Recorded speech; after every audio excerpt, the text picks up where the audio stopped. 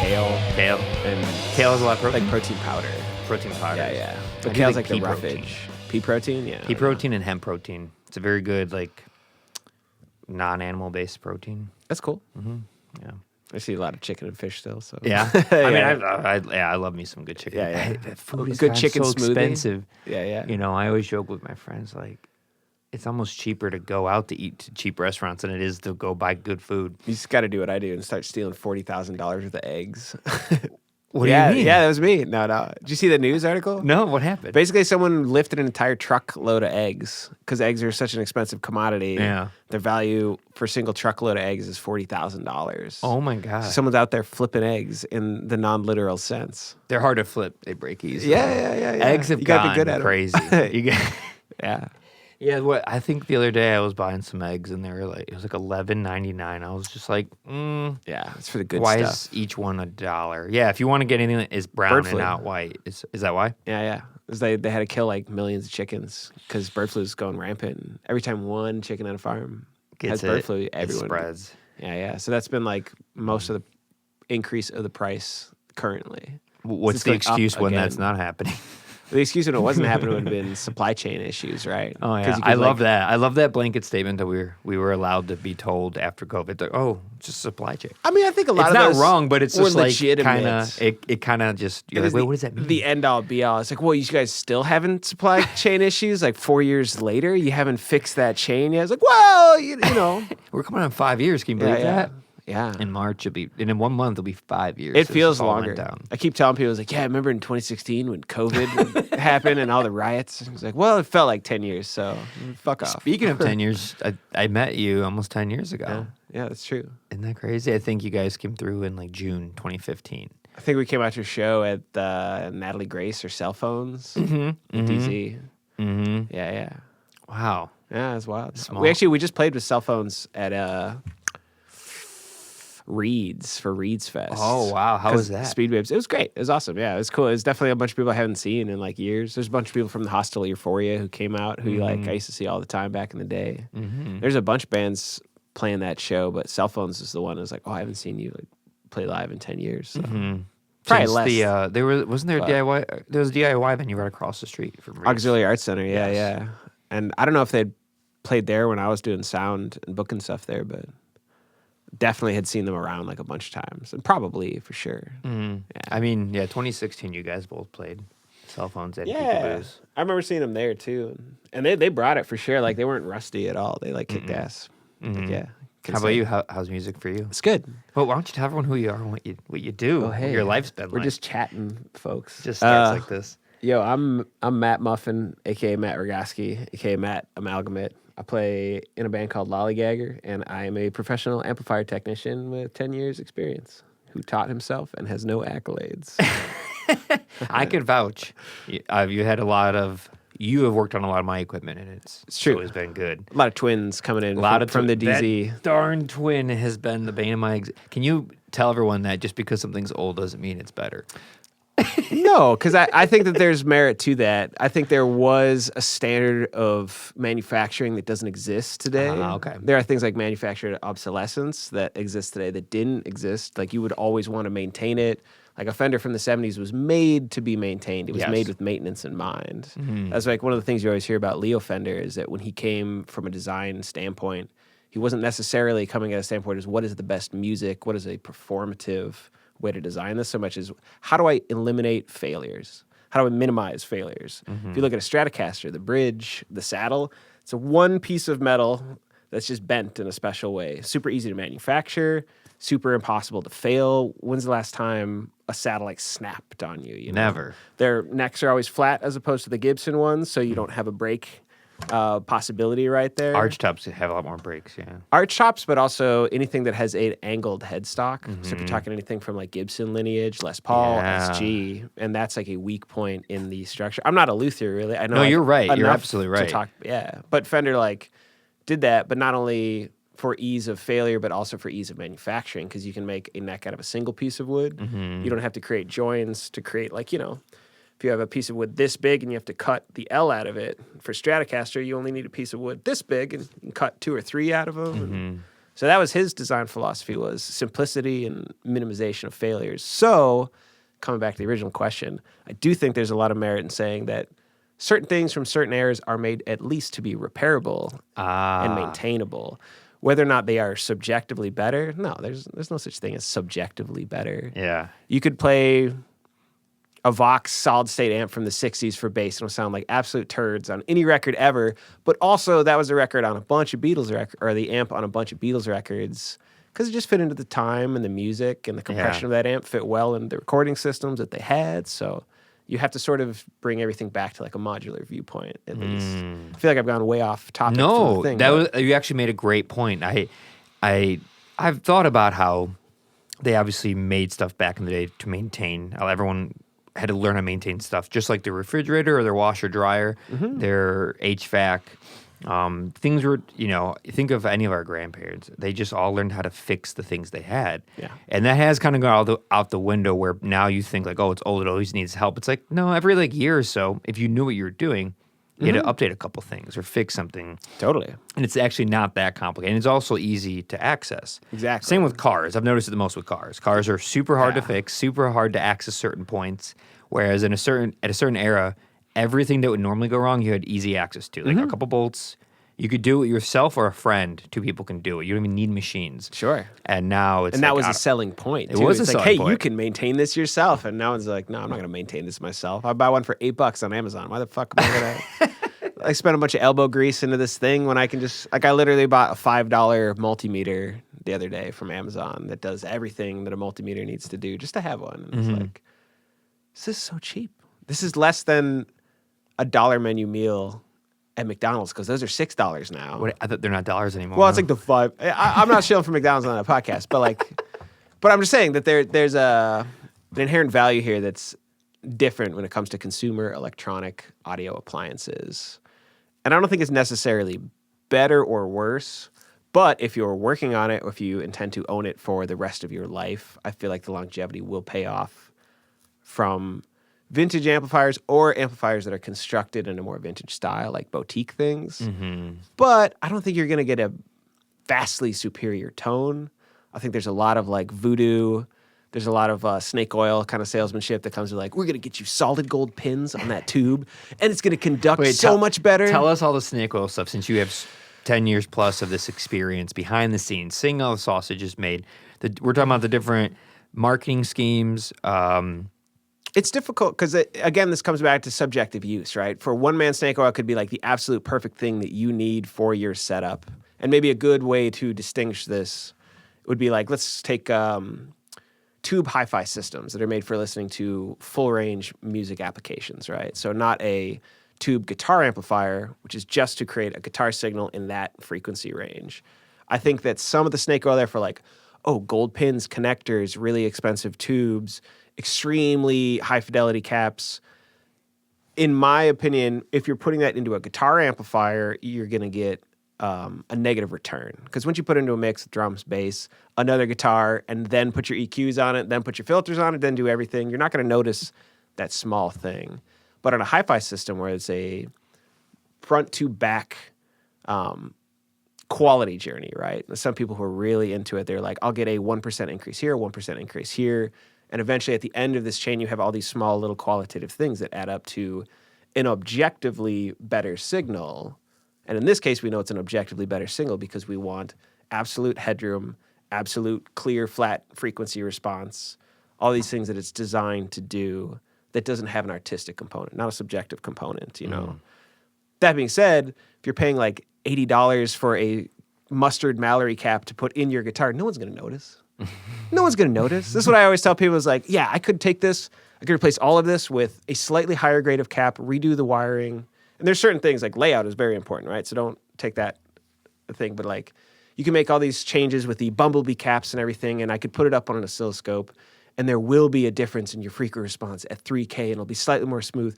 But if you want anybody else to know that, you have to bring the oscilloscope to the show, put it on top of your guitar amplifier, put it on a projector so people can see the slight differentiation in the curve. I mean, maybe you might know, right? If they even know what they're looking at. Exactly. They don't know how to read it. No. Yeah. Because why would you? Because No. I just want to hear the rock and roll guitar go boom, boom, thump, thump. Boom, boom, thump, thump. Because that's what I'm here for. Like, but if you're coming from an audio engineer's perspective, you might see a difference there. And you at least will be able to mark the objective changes. Of course. Yeah. Yeah. I mean, Because this you is have why an ear. we use different microphones for different tasks. Exactly. You know that it's like, yeah, this microphone can pick up that, but we don't actually want attenuation there because the frequency response we're trying to get already has it. We don't want to exacerbate it, so we're going to actually use one that complements it. Totally. And that will come through Self-equalizes it. in a hearable way, too. Yes. If you even know you're have the listening palette. for Yeah, exactly. But people, even if they're not listening for it, will hear it. And that's like the beauty of design, right? Is that you're getting this message out to people and you're like the translator. Yes. And so being on the amp tech side is like you're the translator is like, yo, what do you want to sound like? And there's a way to get there. So let the amp be the translator for you. And it's good to start somewhere close. Like, for instance, if you like, I like heavy metal music from the 80s. It's like, okay, well, buy a Marshall to start. And you're like close. And there's a bunch of other things you can do. But I don't know. I think the real fun comes when you start breaking rules and we start like you did when we recorded Peekaboos, the crazy Frankenstein. It was crazy, but that was, I guess, if you want to talk about, so when we recorded Help Stop Decay. Help Stop Decay with the Peekaboos, we had a setup that Ben had never seen before. It was crazy. It was crazy style. It was breaking all the rules. But the funny thing is, it was actually very regimented in the historical classical rules of amplifier use from the 70s, Yeah. And it was a way that was pioneered back then, where Van Halen was doing amp slaving. For people, like, a real quick thing. Yeah, let everyone know if you're curious that about stuff this. is. Basically, the classic 70s, 80s guitar sound would be like, you take a Marshall, and this is sort of pioneered by Van Halen. There's a lot of mysticism out there about how and when and his amp tech, and other people, Slash does this too, but first amplifier is a Marshall, 50 or 100 watt. You crank it up, like Back to the Future style. You roll the knobs all the way up to 10. You hook that up to a Variac, which is a current limiting device. And they say he would just do this for safety, where he basically just puts 90% of the power that you should into it instead of 100. And that basically just lowers how much it will explode for safety reasons. In addition to that, he would have a dummy load. So this amplifier was actually not putting out anything. Even though it was cranked up to 100, there was like a device that the amplifier sees as a speaker cab. So it's not putting out anything. There's a lot of modern equipment to do this. There's like the 2-note or the torpedo. I can't remember. Basically, attenuators that come with load boxes do this now, but he just built a special one. From there, you have dimed out amplifier into a load box with no single coming out, a line out, which is just taken off the speaker jack with a resistor. So it's a line level signal from the speaker jack. Line level signal into a bunch of pedals to process it. This is like modern way we would have an effects loop where we put all the delay, distortion, chorus into. If you want it to be nice and clean, this is the way they did it back then. They got all the distortion by just cranking it, put a line out, put the phaser on there, put the delay on there so it's nice and clean after your distortion. And then they ran that into a secondary amp, which is basically just a PA head that was voiced for guitar. Turned up to stage volume, 3, 4, whatever you need, slight mid scoop, and then, power amp at whatever level you need. So by today's standard, that's a very intense, expensive way to have a distortion pedal that you plug into another amp. Yeah. With a bunch of extra stuff. But, we have transistors and distortion pedals, and you just do that now. Yeah. But nobody would do it anymore. And for me, I was just kind of curious. Like, I wanted to know how that would come about using those two head systems. And I've gone a lot of different ways over the years, and I always come back to just something simple. And now I'm using a distortion pedal, and basically You right into that Harkey amp and use the EQ on it. Oh yeah, as the power amp. Yeah. It was like a 14-band Hartkey or something, or a 21-band Hartkey. It's like right there. Yeah. So you could do the EQ after it. And that was the other part of the magic is Van Halen, he'd have an EQ pedal, which is like a giant mid scoop into the amplifier. So you had just a nice, thick, fat mid-range. And then on the second amplifier, the mountainous scoop, he would scoop out the mids a bit. So it wasn't so oppressive to the mix, But he was always right where you needed the mids to be in a guitar. And then cut out enough of it for the snare, the singer, everything to come through. But I mean, that was crazy 50 years ago, and it's crazy today because there's just better ways to do it. Yeah. I forgot why we're even getting onto the subject, but we're just talking about amps and guitars and stuff that you did. And I remember you doing that, and being fascinated by it. It did have a really unique tone to it because it wasn't that loud, but it was like as if everything was fully cranked. Super saturated. And there's, I think, one of the qualitative difference from like 80s and 70s guitar rock tones. I feel like such a nerd right now. No, it's good. To like 2000s rock tone is like categorized by either preamp distortion or power amp distortion. And that's like a real, we're kind of drawing an arbitrary line here to separate them, but like, yeah, that fully out amplifier with hot driven power tubes is going to have a different sound, a more saturated, swirly, the brown sound, as they call it. But then the people who are making Marshall amplifiers were like, well, we have the JMP, which distorts very nicely, but what if all of these people are really just trying to crank something and get a bunch of distortion and then more cleanly amplify it in the power section? Let's try a JCM 800, where you can literally just crank up a preamp knob and then you have all of that preamp distortion, and it's a little more sterile and cutting sounding, but it does the job, and you can get it at any volume you want with a single amplifier because you have a master volume now to sort of offset it. Yeah. And that's like, you know, if you have bands like Metallica is like the easy go-to preamp distortion. It's sharp, it's sterile, but then you go back to like Van Halen, or even further if you go back to like Deep Purple, that's like power amp distortion. It's a little softer. It's a little more malleable. It doesn't have a harsh, tight edge to it, you know? And there's more at work there. There's like difference in rectifiers, difference in sag if you don't have... just as a quick thing for people, rectifiers basically regulate voltage to an amplifier, and depending on how much availability you have of that, say if you have a really stiff, fat power section like a JCM 800, it stays tight. Even at high volumes, it's constantly being able to push it without sagging. But if you have a vintage amplifier with a much less stiff power section, it struggles to provide the amplifier with voltage as you hit those big notes. So you hear, and it sort of sags. Whereas the Marshalls would be very tight, tight, tight, tight, and you can play fast percussive music with it.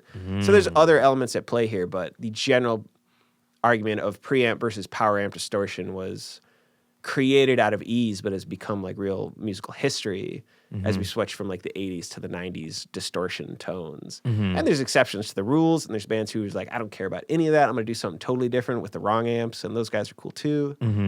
But they started adding the master and the volume button like in the mid-late 70s? Because that Twin has one, it's a 77, but I think they didn't start doing it until like 75 for that. I don't know exactly on the Twin, but I know that was something... I'm pretty sure, someone can fact check me on this, that was post-CBS buyout because Fender was purchased, and then they started doing that because people wanted so much distortion, so you had to have some sort of control on it.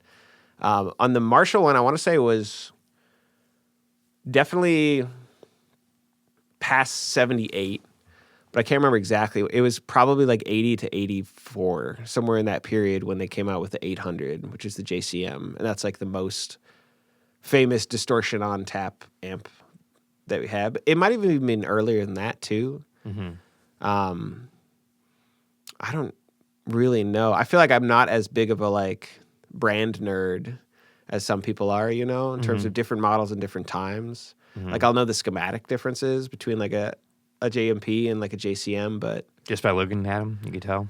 Yeah, I mean, reading schematics is pretty basic skill. So I would hope so. Just by looking at them, I can tell. Braille, if you've never done it.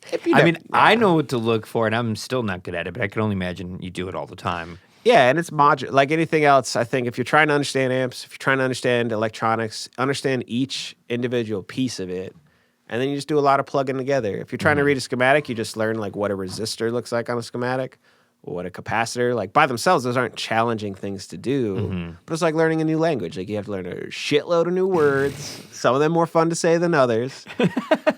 And then, you know, a bunch of grammatical rules about their placement and schematics. Oh, maybe it has a squiggly line through it, so it means this kind of capacitor. Maybe it has a flat line through it. Maybe there's a polarity signal. But yeah, it's something that you can do, but breaking these things down into little parts is what's going to allow you to understand everything. And the same thing is what makes a preamp stage different from, say, a Fender or a Marshall would be more One of them's going to have more gain on tap. They're going to be voiced different. A lot of times they're going to have different voltage supplies, which will affect like the quality of the thing, depending on what else is going on. What do you mean by voiced different? Voice different would be you'll have basically capacitors and resistors in an amp that will create a network that's basically a hard frequency filter.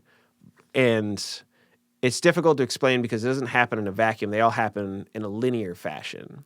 And that's the other, I was going to get to that in a second, but that's like the main other thing I'd like to say is like if you have, everything is individual, modularly plugged into the whole, when you're dealing with electronics, be it your pedal board line or the actual signal path through an amplifier, it all happens in a linear fashion. Mm-hmm. And that's super important to understand that I feel like a lot of people don't really consider it. Like they think if you're just cutting mids, you're just cutting mids. But as an audio engineer, you would ask the question, well, where in the chain am I cutting mids? Mm-hmm. Is this a master cut? Am I cutting everything at the very end? Am I cutting mids going into the amplifier so that it doesn't even show up in the signal and doesn't go into the feed? Am I cutting mids just on the effects path? And on a guitar amplifier, when you cut mids, generally you're cutting mids in the preamp stage after a tube of gain. This is like tube amps I'm talking about too. And that's where it happens before the power amp stage, before the phase inverter, before the effects loop. So why does it matter that it's linear? Well, what if you had, using an example from before, you're stacking EQs, right? Van Halen was the one who did this. He's just the easy example. He's got the giant mid bump from the EQ going into his amplifier, just bumping it up. And then in a linear fashion, he has a second EQ that is the frown curve. And that's the one that sort of hollows out his very fat mid thing. But if you did it the opposite way, you'd have this big mid scoop that would sound very scoopy, very nu metal, very cool.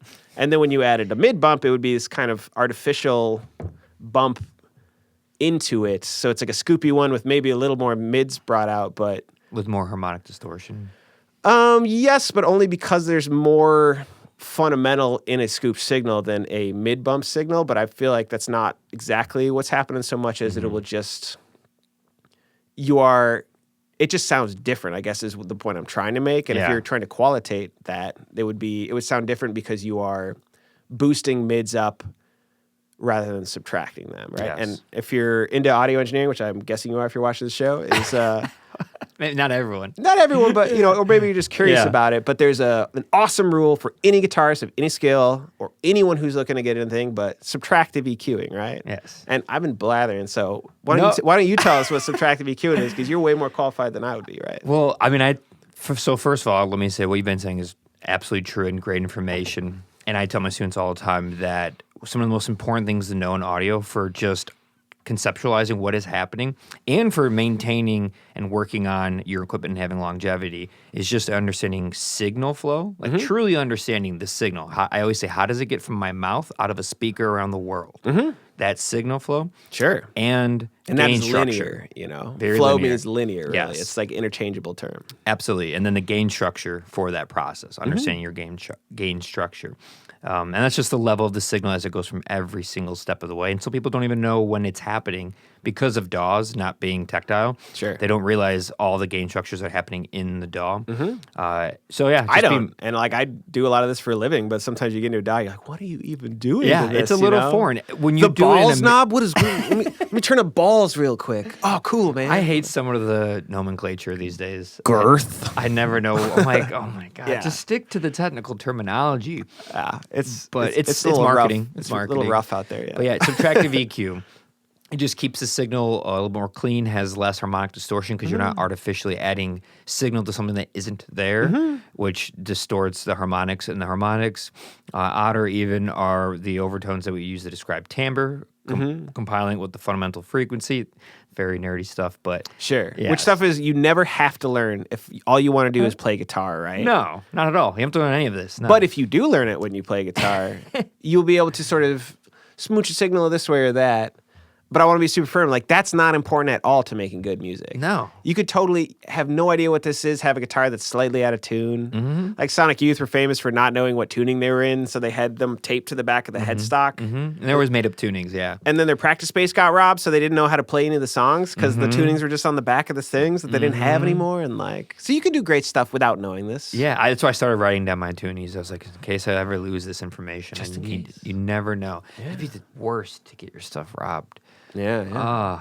But yeah, I feel like the linear nature of both gain structure and signal flow is really what's going to make you better. And like understanding how harmonics come by, a good easy trick that maybe help people understand is like, if you're to a basic understanding of it, which I'm probably like neglecting a bunch of stuff that you can correct me on. Yeah, go for it. But if you have a lot of fundamental, which is the lowest part of a sound, because every time you hear a sound, you're hearing the fundamental and the harmonics, Correct. right? So you're hearing the fundamental, and then there will be harmonic exponents going up the frequencies. For example, if you have an 80 hertz signal, you will also hear 160 hertz, 320 hertz. I'm really bad at math. I'm going to keep going for a little bit. 640, 1280, 5,000. Way better math, yeah. 5,560. Yeah. But then you also hear the ones in between it. Mm-hmm. Yeah. Yeah. But every time you amplify a signal, period, that happens. That's just a byproduct. So it happens in every tube stage and every transistor stage. So if you are planning a very high gain signal, something that is amplified a lot of times, and distortion will make it way more apparent, right? Where if you're just amplifying it cleanly, you'll get a little bit. But every time you amplify that, you're going to do that process again. So you sort of have this curve, and I'll try to look in the window. If this is your high end, as you have just the fundamentals, and each time you re-amplify them, you're sort of creating more harmonics, and you get this like high-end waste or mush sometimes, where it's intense.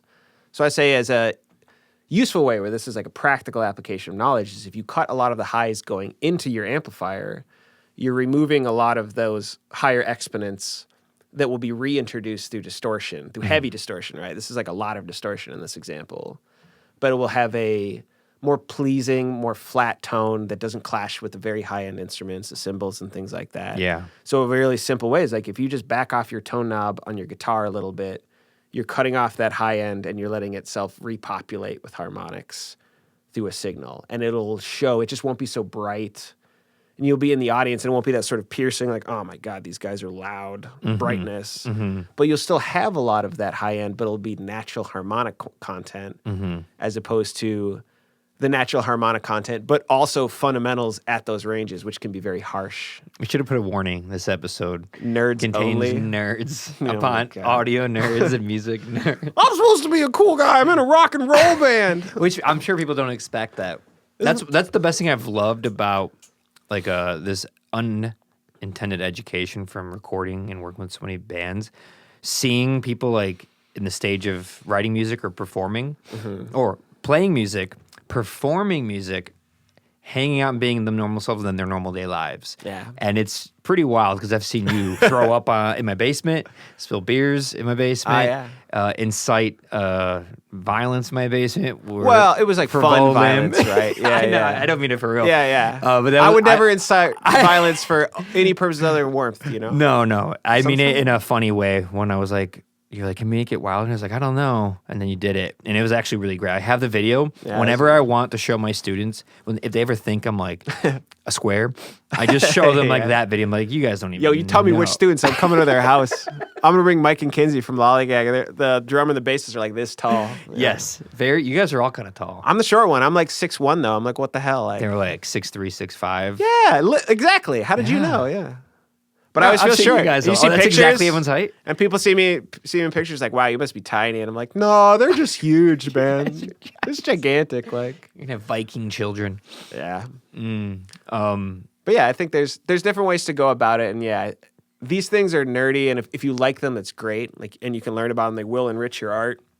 But you absolutely don't need them. No, And you no. can always hire a guy. Yeah. Who knows all about these things, you know? And There's always a guy out there. There is always a guy or a gal or somebody who knows more. However, there are definitely certain things if you want to like DIY your life a little bit more, save some money, cut some corners, and just have a better understanding of what is really happening. Definitely. Some of this stuff on a superficial level, like you don't have to go super deep, but just understanding some components, just learning like a transistor, a resistor, a transformer. If you're in like tube, just a audio little engineer, bit. Yeah, I mean, it's really important for that. Or if you're just like a guitarist, the thing I would learn is like learn enough about audio engineering to talk to your engineer. Yes. But don't think that you know what it needs. But as opposed to being like, I don't know, man, it's too like scraggly. Like, that's not helpful input. No. But you're like, it's like maybe the high end, but I'm not sure because I don't have an ear. And you would hear it and you'd be like, oh yeah, let me resweep that. Okay, yeah, we got a little bit of a hump here. I could see how that's and you would be able to at least translate that. Yeah, understanding how to speak that language just a little bit. It's kind of like learning a little bit of Spanish so you can order some food in Spanish. Yeah. I'm not saying know the whole language. No. But can you go order some tacos You're and some not water? Prepping the authentic dish in the back because you don't know, but you know how to talk to the person who will be able to facilitate that. Just for like you. a car. You should know some of the stuff. So when a real mechanic has to do some real work on it, you could at least explain it. They might not even rip you off because they realize, oh, this person did come in and told me exactly what's wrong, but they just don't have the garage and tools to fix it. And you know? I think that is a thing too. I mean, especially if you're talking about from amp repair. Like I have definitely heard stories of stuff of people who are like unscrupulous. Like it's a thing. I think. Oh, your friend behaves that way, right? It's not your practices. No. Well, I try definitely not to do that. I got this guy. He has something growing on him. I don't know. He's a friend of mine. I don't know. What do you think I should tell him? yeah. Not for me, but I swear. No, but like just ripping people off is what you're saying. And sometimes I don't think it's always intentional, but sometimes like, the more transparent you can be, the better. But also as someone on the other side of it, the more that you know, the more that you can communicate with your tech about what your actual needs are. And maybe they'll be offering you something that in their mind from an engineer's perspective is something that you might need because they have objective reasons why it's a better thing. But you'll know, you're like, well, I don't actually need any of that. I don't need that functionality. All I really need is simplicity and reliability, but you'll know from the inside as opposed to taking somebody else's word for it. These are just ways that, even though this is theoretical, there are practical applications. And if you're a musician, even at like the lowest level, it'll help your life a little bit, especially if you're an engineer, like just an understanding that. And if you intend to own or run a studio or keep gear of any type, so much basic maintenance you can teach yourself. Absolutely. I didn't go to school. Everything's on the internet. This is what you're talking about before. Is like information is limitless. Yeah. But discipline is in very short supply. It's hard to sit down and just do this. And if you really want to learn about it, you're going to have to learn about it for years. So you have to. Did you read books on it too?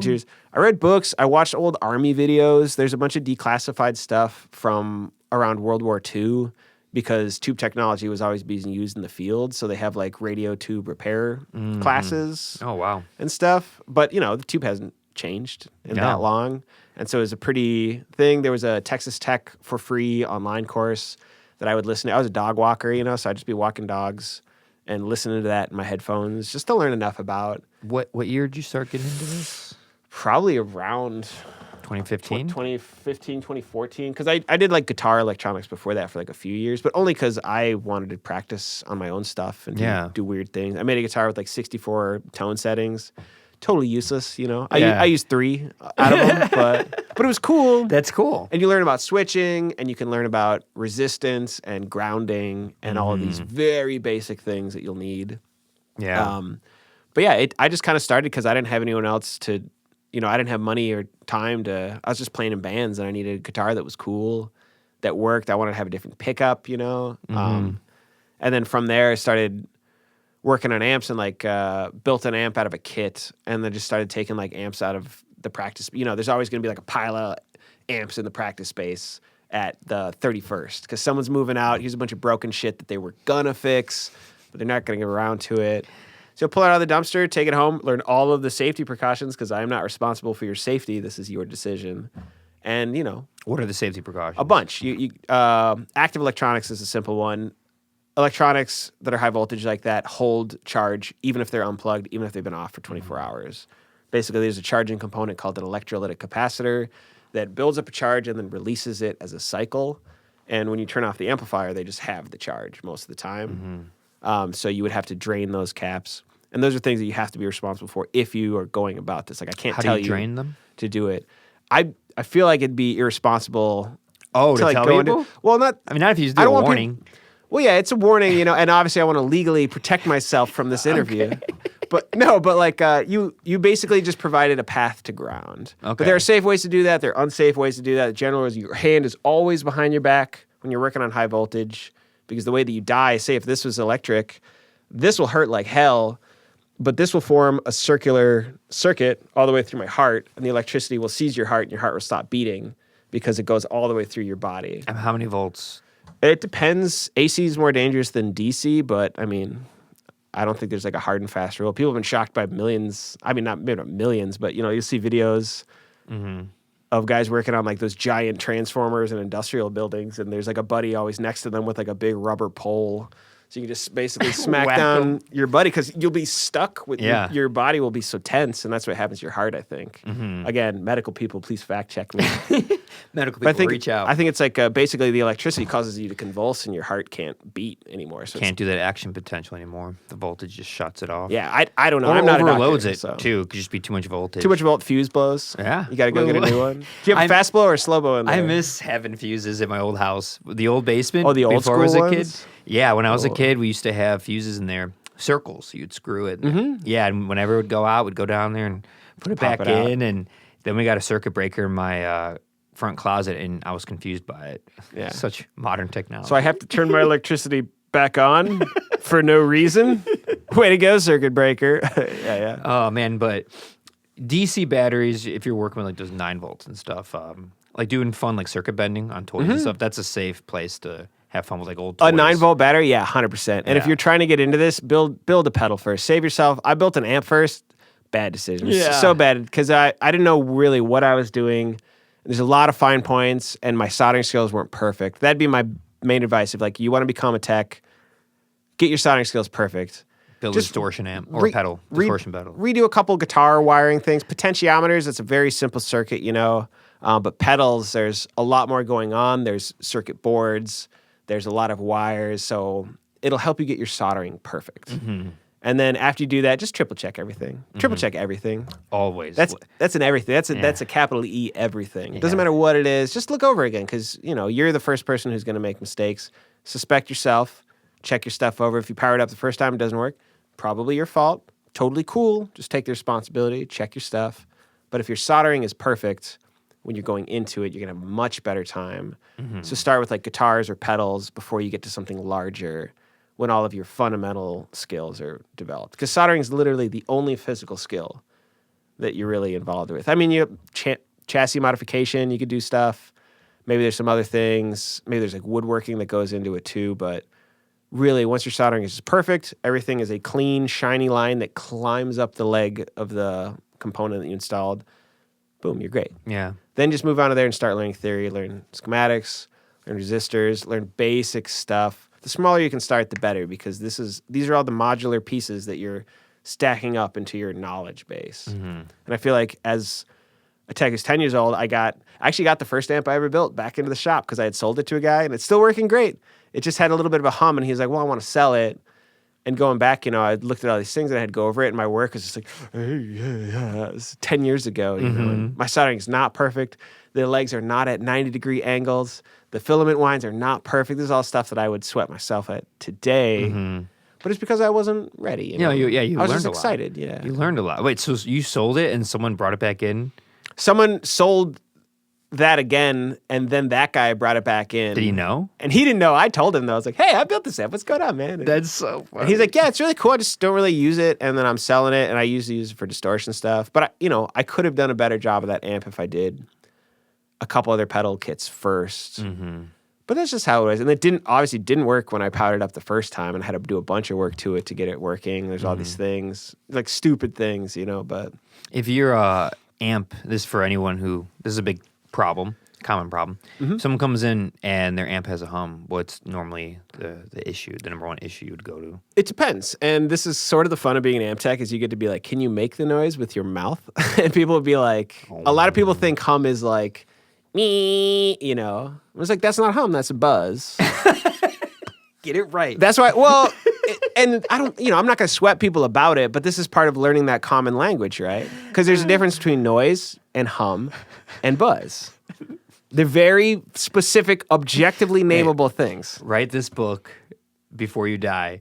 Noise, because I have my own version of this I want to talk about, but noise, hum, buzz, what's the difference? Sonic book by Matthew Muffin. Only if we can be like live, laugh, love font on the top. You got to start selling those at Hobby Lobby. Oh my God. Noise, hum, buzz. I don't think I'd be selling buzz. those at Hobby Lobby. I'd be throwing those through the window at Hobby Lobby. But what are some things that give you noise, hum, buzz? So if back to your original thing, but just to point out, it's kind of different because you have to really be like, oh, it has to be hum. But if you're truly talking hum, that's usually a low frequency, consistent noise that's generally an AC signal, right? Like the one you hear right now.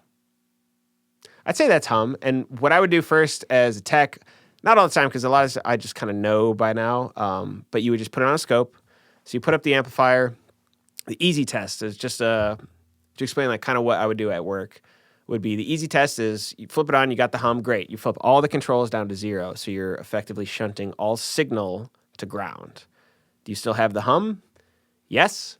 Okay, you know it's something from the power section. It's not actually something that's in your signal line because no signal is passing, but I still got this big hum. Next thing I would do, put it up on the scope. So you basically hook up an oscilloscope, which is just a device that'll show you what the wave looks like. You hook that up to the output of the amplifier. It'll show you the hum. It'll track the frequency of the hum. Most of the time, say this is a common problem, the hum will come in at 120 hertz. Why would it come in at 120 hertz, Ben? It's double 60 hertz that electricity flows at? Or is the second octave of it?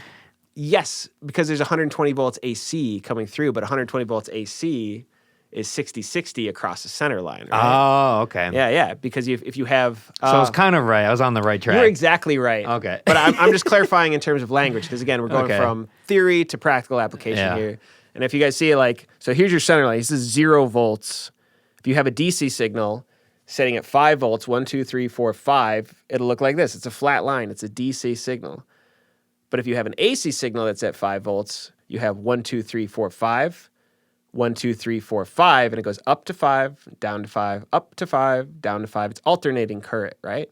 Mm-hmm. So in this particular case we're talking about, where you have the 120 hertz hum, I wish I could, maybe I'll draw something out so you can show it later, but basically you have this line, a rectifier and an amplifier takes this up, down over the center line, up, down over the center line. Anything under that center line, it goes and flips it up. So now you have 5 volts of partially rectified current. So you go up 1, 2, 3, 4, 5.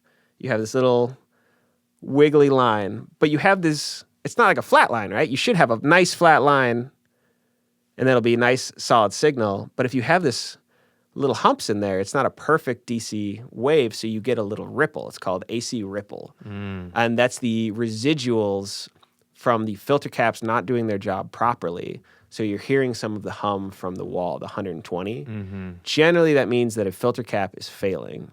And so what a rectifier does basically is it just cuts it up so it's all on the thing, and then filter caps fill in those tiny little lines. I'll probably send you something you can use as a visual. Put it right there. Yeah, but basically it'll be cutting a line, and then those smooth it out to a flat line, and when they're not doing their job, you get those little dips and ripples that you can hear. So you said it's filter caps, so you just replace those? Generally, or you can replace just one of them, but it's not always going to be filter caps. Obviously, you go in at that point. It just gives you a plan of where to verify. Yeah. And the older you get as a tech, you're like, man, I don't want to be doing this too long. So what's the quickest, easiest way to find out what I'm doing? In this scenario, too, if that had happened, I'm check the preamp out signal. Is the hum on the preamp out signal? No. Boom. It's in the power section. Okay, we know it's in the power section. We've got half of the amp we don't have to look at now. We've already gotten rid of that half. Mm-hmm. Scope the signal. 120 hertz, boom, that eliminates a lot of things. Could be grounding, but it's most likely going to be filter cap. Obviously, if it's intermittent or if it's changed or if it's dramatic binary change, maybe it's a grounding thing that came off. But basically, you're just like Sherlock Holmes in your way through, what's the quickest way I can get this amp out of here? Because I got a bunch of amps to do. Right now, I'm like swamped, but you're just eliminating variables that way. But other things that hum could be a bad tube. I feel like if you're sitting at home, maybe you want some practical things you could act on. If you have a hum in your amplifier, maybe it's a phase discrepancy of like 2 tubes. If one of the tubes is going bad, you're going to have a bad hum because the signal is not matched and you're getting, I don't know exactly what it is, but basically if you have one half of a tube section go down, you're going to get some hum because of the mismatch. So, you would check the power tubes out too. And that could come in at 120, but it could be a false thing. So you just check everything. This hum balance on the back of your Fender? Yeah. Some of those balance the filament line, so you can have hum from the filament line if it's not balanced correctly. You use a center tap of a transformer or balancing resistors to get rid of that sometimes, but Fender had a way where, they wanted to make it back to low failures, simplicity. They wanted you to be able to use mismatched tubes. You could have two tubes on this side that are a certain value from the factory and then two tubes that are totally different value, so you have an output tube matching thing. So you can kind of match their biases even though they draw differently in a vacuum, pun intended.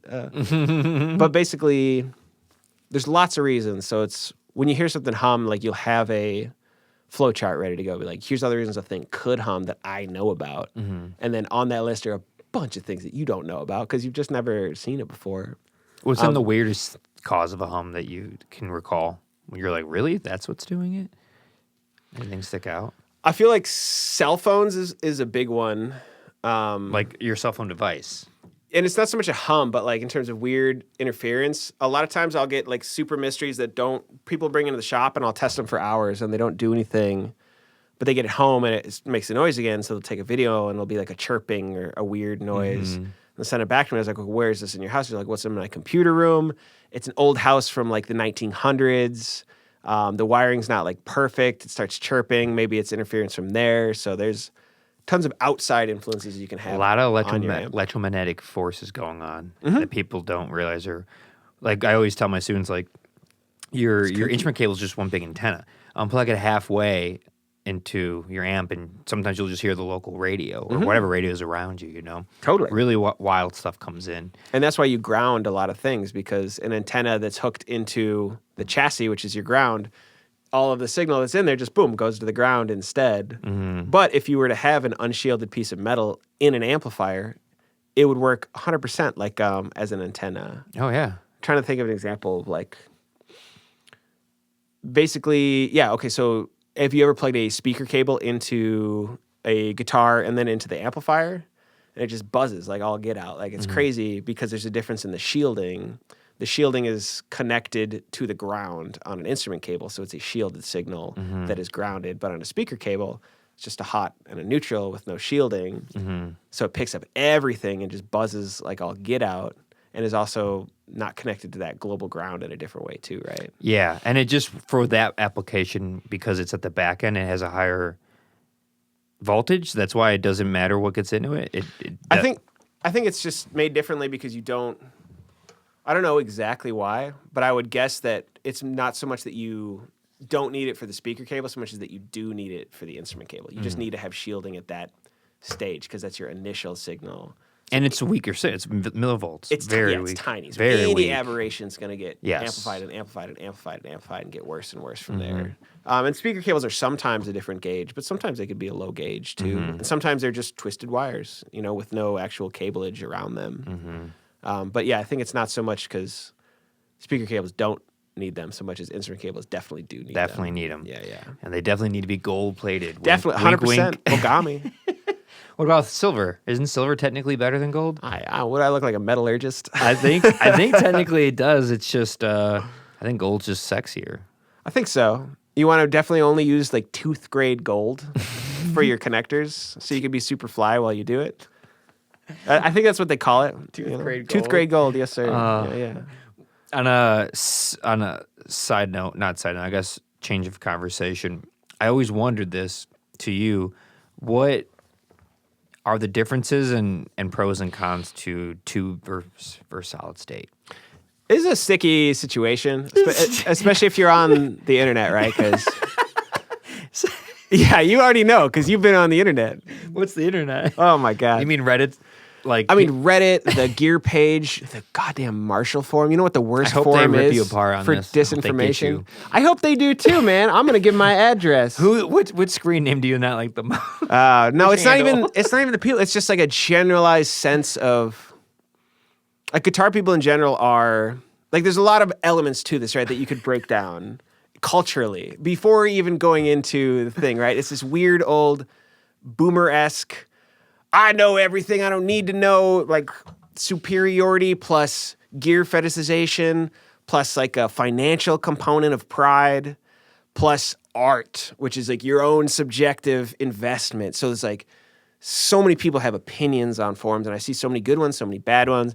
And the best people on forums are like, hey, brother, I don't think that's correct. Here's a website to show that this rating is different. Hope you have a good day. Those people don't exist, though. They're super far and few between. Yeah. You could be that person, though. So what was... Be the change you want to see in the world. I mean, I'm on my favorite forum, and if you're looking to get into repair, Music Electronics Forum, super huge shout out. Those guys are awesome. They taught me a lot of stuff. My very first amp I ever fixed, they helped me do it. They're brutal. They'll make you do all the measurements. But if you come and you treat them with respect by showing up and doing the work, they'll help you out with whatever you need for free. It's cool. What was your initial question, though? Oh, the difference solid between solid state and tube, and then pros and cons. Okay. So I would say, and I'm going to get so much flack for this, I feel. But if you're playing clean music or music that doesn't need to be distorted on the back end, and this is a sort of inane marker, right? But if you don't need to have tube saturation in your distortion path, because you can have a totally awesome solid state amplifier, plug in a distortion pedal, have it be cleanly amplified with 100% clean headroom, and it will sound great because that's emulated distortion. But if you need to have your amplifier break up at all, and this is, again, super subjective, but say you're playing like Delta Blues, it'll be hard to get an edge of breakup, twangy saturation tone. And these rules are all set just by tradition, not by anything objective. It's just what we're used to hearing. Yeah. And most of guitar amplifier design and decisions are made on what you are used to hearing, not on what is objectively or subjectively good. Mm-hmm. A lot of those things didn't exist in the 50s, which is why there's so much weird new design. Like, nobody knew what the hell people were going to do with electric guitars in 1950. And no one had any idea that it was going to go to what it did do. Mm-hmm. And design changed based on those needs. For instance, back in the Van Halen thing, because it's just such an easy example to go to, people needed distortion on tap to be cleanly amplified by a power section. Boom, you have distortion pedals, not fuzz faces, which are different. Fuzz, distortion, overdrive. Those are the three classes. They're different. But now that you have... pause there. I'll remind myself to bring that up. What are the differences? But we'll keep going. But basically, if you were just playing clean guitar and you want cleanly amplified guitar, solid state guitar is going to be fine. There's no huge difference in a cleanly amplified transistor stage and a cleanly amplified tube stage through both experience and that's my own personal belief, right? I'm not going to pull out science to back this up, but I think that it's such a passable imitation of a cleanly amplified tube stage. Where it breaks down is that if you supersaturate a transistor distortion never sounds good. And this means the actual overvoltaging or oversignaling of a transistor so the sound compresses and distorts through clipping. Clipping is the magic that this happens, right? Mm-hmm. The difference is in a tube, the way that a tube clips is fundamentally different and impossible to do with just a transistor. It's not impossible to do because you have emulation networks, which is a network of transistors, bypass filters, in a linear sense, back to what we were talking before, made so that it clips and it's corrected and it's clipped and it's corrected. And at the end of that, it sounds like a totally cranked up tube. That's what they're shooting for because that's tradition. There's no right way to distort other than, yo, dude, like Deep Purple just used to crank that up and it sounded badass. I want to sound like that. But you can't do it with a transistor, so you need to have all of these corrective stages to coax it into it. Mm. And those can sound really great. Randall, I think it's the RG100, has one of the awesomest, loud, distorting solid-state amplifiers I've played. It's made for heavy metal dudes, like Nitro, like a bunch of cheesy, but I love them, like 80s bands will get the perfect distortion sound out of that solid-state amplifier. Not because that transistor is just being driven too hard, because it's like a whole bunch of stuff going on. Okay, it's designed for it. It's designed for it. Built for it, okay. And when you saturate a tube without anything else going on, without any need for real correction, I mean, the circuit is correction. You can't get away from that, but without any need of post-processing in the circuit, that tube is going to be creamy and it's going to distort just right, and you get all that harmonic content to it, and it's that sort of sound that you love, edge of breakup, without anything else to it. So if you prefer that, that's awesome. If you like maybe a more sterile distortion tone, if you like Big Black, they did all this weird stuff with solid-state power amps, sterile, ugly stuff, like you can get really cool distortion sounds out of solid-state gear, just in a traditional sense. Right. So if you're talking about, what do I like? Do I want a solid-state amp or a tube amp? If you need to play distorted music, do you want to get into the world of distortion pedals? If not, I would grab something that just has really good onboard distortion, crank it up, have a good time, doesn't matter. If you're like, yo, I love pedals, that's what I'm really interested about it. I can't even really play guitar. I want to be the edge. I'm going to play a few things, but but I'm not even talking shit though, because like I've seen some awesome guitarists who are like, I don't want to practice scales all day. It's stupid. But I'm going to spend a lot of time researching, practicing, creating a chain, making that a wet, dry chain with stereo separation so it sounds beautiful and huge, and then routing some of that out to have just a chorus signal during that one part of the song, flipping this amp on and off, and then, you're playing 3 chords that whole time.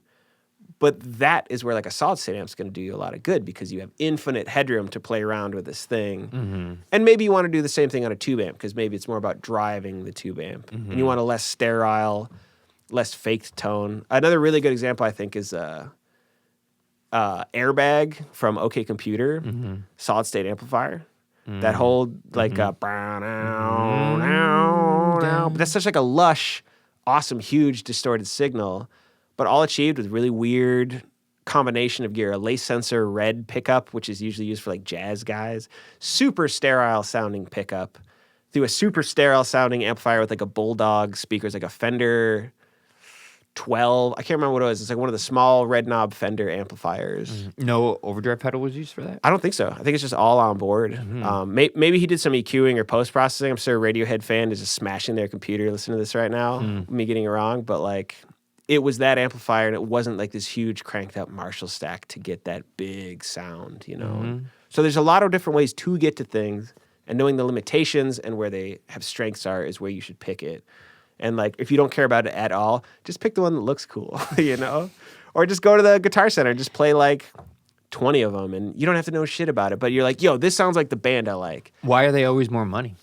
What? Tube versus solid state. I mean, they're Is that always more money.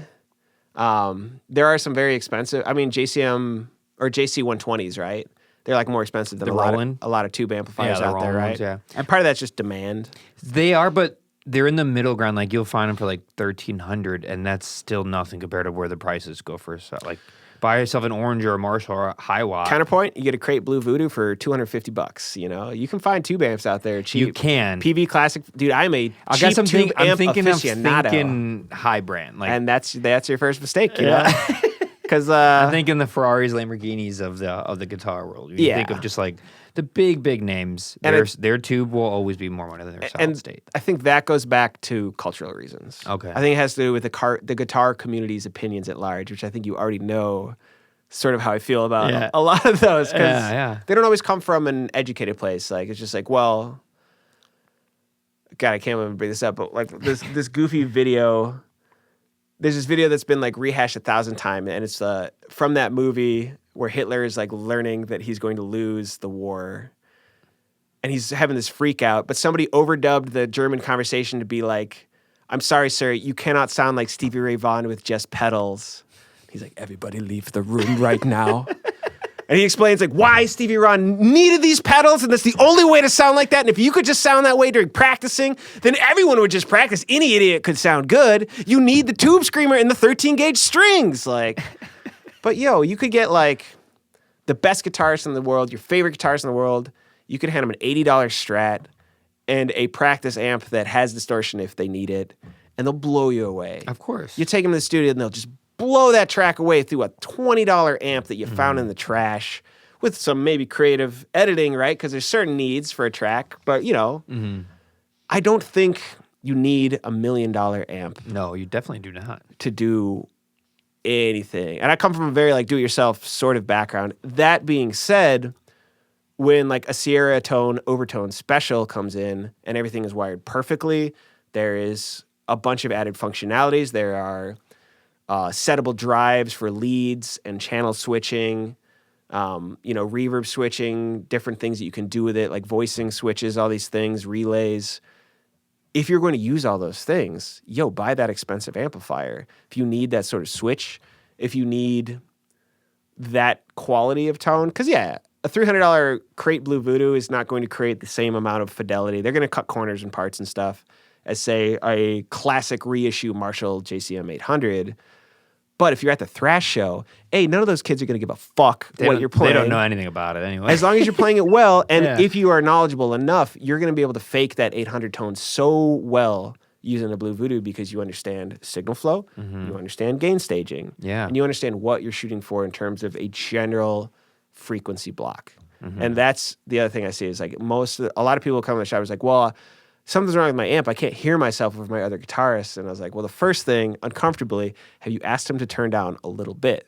Because it happens in all bands, right? Absolutely. Are you standing 10 feet away from your amplifier looking at it? So you're actually in the cone of sound. Yeah, where is it pointed? Or are you standing right in front of it and you can just hear your knees? Like there are little things you can go about it, but usage will let you get the most out of your gear. And while I think there is a huge difference between a $3,000 amp and a $400 amp, if you're good, you can get that 400 amp to sound like whatever you want. Yeah. Buy an EQ pedal. There's Dan Electro Fish and Chips plastic box EQ pedal I bought for $30. It's my most used pedal of all time. Really? I also have a $250 Para Empress EQ that I spoiled myself for on my birthday. It's pretty nice. It's cool. Love that little $30 piece of shit pedal. I play with a Line 6 amp now just to kind of mess with people. I have just upset them. I'll indulge myself. So I built myself an amp. So this awesome band in Chicago called Plastic Crime Wave Sound, who's like a psychedelic thing. Steve, who's the guitarist in that band, had blown up his amp several times because he's a wild man. He plays with all these fuzz pedals and psychedelia. It's like crazy. But he had literally caught it on fire from the inside a couple times. And the second time he brought it back, he's like, I think I just need another amp. And I was like, well, Steve, you could probably gain stage, but this is an example of no, breaking the rules is cool. That band is cool because it's just wild and it's messy and they're breaking all of the signal flow rules. They're breaking all of the gain staging rules. They're breaking all of the headroom rules and it sounds wild and that's why the amp keeps getting destroyed. And that is why the amp keeps getting destroyed, which is a byproduct of their cool art. But he ended up selling me that amp and then I was like, well, I could repair it, and I repaired it and then I played it on tour with the Peekaboo before. I think that actually might have been one of the ones that was at some of the recordings. It might have been. It was the JCM 900, okay, which is a totally solid state preamp, which a lot of people don't know because it has 3 preamp tubes, but those control the effects loop, the phase inverter. I forget what the other one is. Is that kind of like the Music Man, how it has solid state preamp, but there is still a 1 preamp tube and then has 4. Mine has 4 power amp tubes, and that's slightly different because I guess it's not different at all from the 900, but the third tube is what's called a phase inverter, which doesn't actually, it's not an amplification stage. It has to do with how you feed it to the power section. I don't even know if I could explain it if I needed to, but basically you have 2 halves of a push-pull. You have the 2 tubes or 4 tubes if it's a 100-watt amplifier. You need to somehow get that signal to both of them so they can push and pull it. But if that signal being fed to both sides is not 180 reversed in phase, it's going to be 100% phase canceled, right? So what you need to do basically is have what's called a phase inverter, which swaps the phase, feeds it to the other side of the amplifier. Boom, you can get it through the output. Phasing is not something we're going to go into today. I was going to say, would be considered a polarity since it's in electrical form? You wouldn't call it polarity because polarity more has to do with component denomination, sort of thing, where a positive and negative lead. You never really talk about that. You would say hot or neutral if it's feeds. That's not even polarity. Okay. But this is literally phase. Okay. You're literally swapping the phase of the wave. And so if you scoped it on each sides of the exit, it would just be 180% out of phase. Yeah. I forgot what we were talking about. Phase. Oh, phase. Yeah. Well, we're talking about Music Man. Oh, yeah, Music Man. So you have solid state preamp all the way through it. And so that amp that I had, the 900, basically was just working well, but it definitely just failed. There's a big burn mark in the board. So I was like, fuck it. Ripped everything out of there. I kept the transformers, installed the choke, installed the turret board with a classic JCM 800 2203, which is the 100-watt version. Did a bunch of small tweaks here and there just for my own things. You're talking about frequency or how you select frequency in an amp. You can play with things like coupling caps. Basically, they allow... It's basically a cutoff filter from each stage of amplifier to the next stage. And for instance, on a Fender, you have a big fat one, like a 1 cap. So you have so much bass response coming through. But at a Marshall, it's kind of reedy. But that's because you're supposed to crank that up, and the reediness sort of fills out the bottom end. But it's a little more thin to start, so when you really crank it. But that affects your gain as well as your frequency. So anyways, built this JCM 800. So that's my rig now is... a hand-built JCM 800 turret board that I designed. out of the 900 chassis that has the old transformers. I kind of had to like work the power section into there. Added a choke, which isn't on the 900. It kind of just makes it sound different at larger volumes. And then I have a pedal called the Audio Collider, which you have like a preamp into it, and it kills all the signal and just creates the 100% wet. Mm-hmm. So when you're in the studio, I'm sure you would never put a dry signal that has reverb on it as your like reverb bus, right? Mm. Only ever wet. But I was like, well, how do you do that in a live situation? How do you get true wet, dry separation where I want to have like really intense, fast, loud music, but it needs to be texturally wide since I'm the only guitarist. Mm-hmm. So that kills all of the dry signal and only sends out the wet. And I use a Line 6 amplifier I found in the trash that's got a 10-inch speaker in it that I just put on top of my amp, and they mic it up. And anytime there's a solo, basically only delay comes out of that amplifier. Mm. And whenever the solo stops, there's like a 5% reverb feed on it, like a room reverb feed, just to give it a little texture. Sure. But it's so quiet, you will not be able to hear it at all from the audience. But that's the other audio engineer rule I really like. If your audience can hear it at all, they can hear it. Mm-hmm. So you have just enough where it's there, and then when the delay kicks in, it's like huge. But it's kind of funny because I'm an amp tech, so I'm playing with this JCM 900 that's been gutted with the faceplate ripped off with no labels on it, and then like a Line 6 on top of it. And I'm like, hey guys, you want to let me fix your amplifier? Yeah, and they're all just like, this guy's hack. I need a $4,000 Sierra Tone. Just not going to do it, man. I mean, Stevie Ray Vaughan. Yeah. You think Stevie Ray Vaughan and Eddie Van Halen, they've gotten a lot of shout outs today. Real today? I mean, just, you know how many times you brought him up. I would more make fun of Stevie Ray Vaughan. I mean, he's cool and he could play, but there's like a cornball factor there that lacked the self-awareness of Van Halen. But then Van Halen totally went off the rails and lost self-awareness of themselves too. They were kind of like fun clowns for a while. So, but I like love a lot of that music from a guitar player's standpoint and also from a tech standpoint, because it really was this new renaissance in terms of distortion that nobody would ever be like, how does he even get his guitar to sound like that? And Slash famously just copied him, just dime the whole amplifier, but he turns his bass to 0, so it's different. And then does the amp saving into a second amplifier, and that's Slash tone. It's pretty much just that thing that was mastered, you know? And before that, there's all sorts of weird stuff, like Judas Priest. They were famous for having JMPs, which didn't have high gain stuff, but they'd use Germanium treble boosters, which don't actually boost treble. They interact with the first stage of your amp in like a weird way to sort of excite it. So they're more technically an exciter, but I know that's a very hyper-specific term in terms of like harmonics, so it's not quite an exciter. Mm-hmm. But basically that's how you get all the sick, like Defenders of the Faith, Screaming for Vengeance. All those super high gain tones are on vintage Marshall amps that are generally hard to do anything other than clean with, you know? Mm-hmm. But they just had a bunch of toys to do it, and I think they had rack mounts eventually with that stuff. And then they switched over to 800s and whatever else they used, you know, But yeah, I think it just goes to show like it doesn't really matter what you're trying to do. If you're trying to perfect a traditional style, that's great. There's tools out there, you can get it. But I think the real magic in terms of knowing and learning your gear, or not, or just going to a tech and be like, yo, I want to sound like this and I have no idea how to, is when you're breaking these rules and when you're setting up new precedents for new types of sounds. And I think we can all be honest that guitar music hasn't really done anything new in... No, the only new thing is, which I wanted to hear your thought on, is our amp simulators. Yeah, I love amp sims, actually. Really? Okay. I think you're such an analog head. Oh, yeah, totally. But we've gotten to that point, though, I mean, where you can emulate it. And there's a difference between creation and emulation. So when you're talking about amplifiers, just plugging in an amplifier, creating it, you mic it, boom, you got it. But emulation is what we were talking about with the transistors. You cannot push a transistor into saturation, but you can almost perfectly replicate what an all-out driven Mesa or Fender or whatever is through the magic of digital technology. Which has gotten really good. Really good. It was not good. Like when you first started, it was not that good. 2015 was not that good. Line 6 Pod was passable, but I think it was very specific in terms of its application. Yeah. Most of the time it'd be like if you're a cover band or something, you could do like, I got 80 different amps in here, and they all sound passable, you know? Yeah. It works well while you're mixing with other stuff. Mm-hmm. That's what I've learned, because bands have been coming through a long time, so I've seen the evolution of them. Yeah. And I could always notice when they would do it, if I just solo it in the DAW and just listen, it sounds pretty bad. Yeah.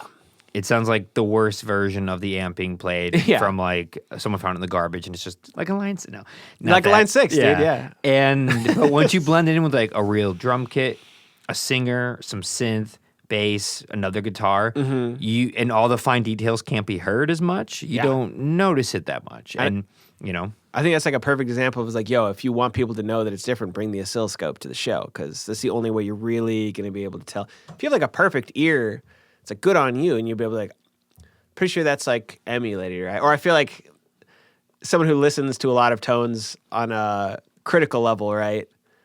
If you're ever watching like a show, like a musical, and they're just talking, and all of a sudden they start singing, and someone has totally added like a bunch of compression and like autocorrect their voice, and like all of a sudden, and then you just can't like unhear it, and all you can hear is that weird auto tune flurb. That's what I enjoyed about the recent Joker movies. They didn't do that. Oh, really? It's all just like raw. It's not even really a musical because musicals almost implied it's gonna like sound good, and they no on purpose, which I actually enjoyed. It sounds like a person who's not a professional singer who's lost their mind, singing in an insane asylum with That's like cool. no like control, no rehearsing. So I liked the authentic, how authentic that was. I feel like it's a good touch for sure because it's super. I don't watch like a lot of musicals, but I'm married, and so like every once in a while, I'll walk in, and my wife will be watching something, and it'll be weird because you can just hear it, and maybe you can do the same thing with those emulator tones. But I think they've gotten so good, especially if you're like back in 10 years ago. If you're like, hey, we're gonna put this album out, but we need to demo it first because like I need to know kind of where everything fits, so we need to listen to it without playing it so we can see if it's any good. You'd have to go into a place, set up all the stuff, record it, or maybe you're just recording it all one by one. But you can literally do all of that at home on your laptop with headphones, demo out an entire album with amp sims, with no gear but your Focusrite and a good VPN and some torrenting software. But yeah. Or you can legitimately purchase a little bit of knowledge and skill. Yeah, you could do a lot now. Yeah. The only thing I worry about is just taking out the whole part that makes it fun. Why you and I know each other, like that whole thing. Yeah. Will start to go away because they're not doing things. I disagree. I think You think so? I think it's going to get weird and new. I think people who are getting weird into and new. amp sims are going to be like, no, I've downloaded this like third-party amp sim manipulator so I can go in and change the variables. Okay. And so I'm really going to hot rod my amp sim, But that takes knowledge and time. Yeah. Like I don't think it's going to get worse. Just weird and new.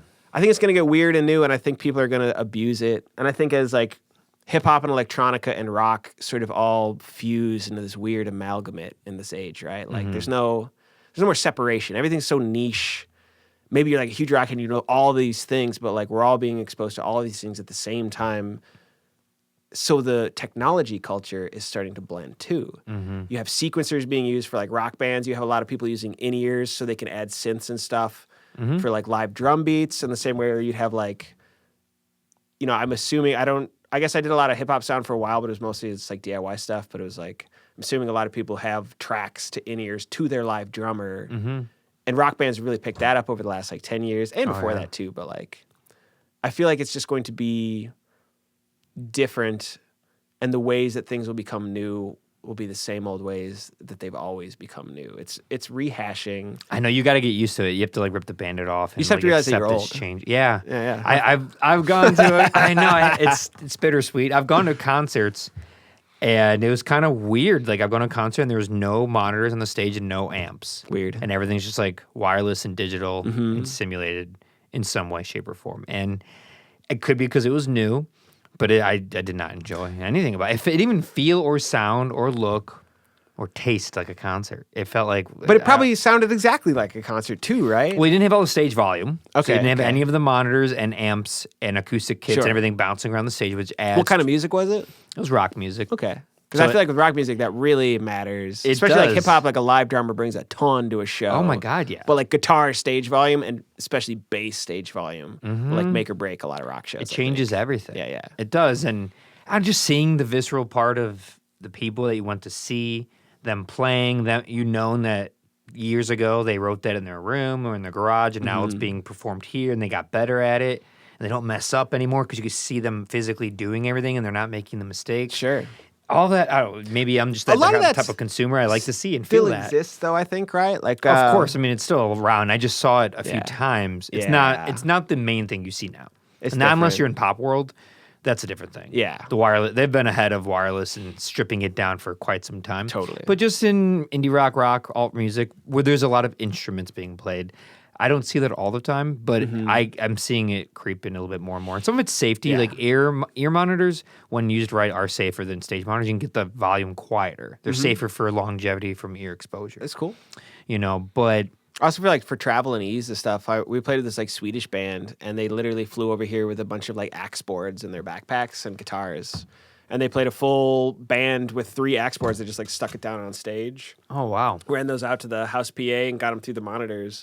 It sounded pretty good. Yeah, but they used a house drum kit, so none of them had to bring any gear except basically a pre-programmed pedal board. And I was surprised. I was like, "Oh, this sounds really good." I mean, it was lacking stage volume a little bit, and you could tell if you had really been around stuff for a while. I was like, that's like an emulated sound, but it was passable. And I think the real magic is that cab sims have gotten a fucking million times better. Yes, cab sims have gotten way better. Cab sims are everything. Whatever you're doing, if you're playing with amp Explain sims, for those listening that might not know what you mean by cab sims. Like, what is a cab sim? Let me explain what a cab is, maybe. Yeah. And I know this seems silly, but a cab is so important for your sound because all an amplifier is 2 things, right? It's gain and its frequency response. Any amplifier in the world can be reduced down to those 2 things. Marshalls have a ton of gain and a very like mid-high frequency response. Fenders have a lot of volume, but generally low gain. They won't distort unless you make them. And a very scooped frequency response. So one of the most important things you can do in your amplifier to change the sound is to change the very final EQ curve.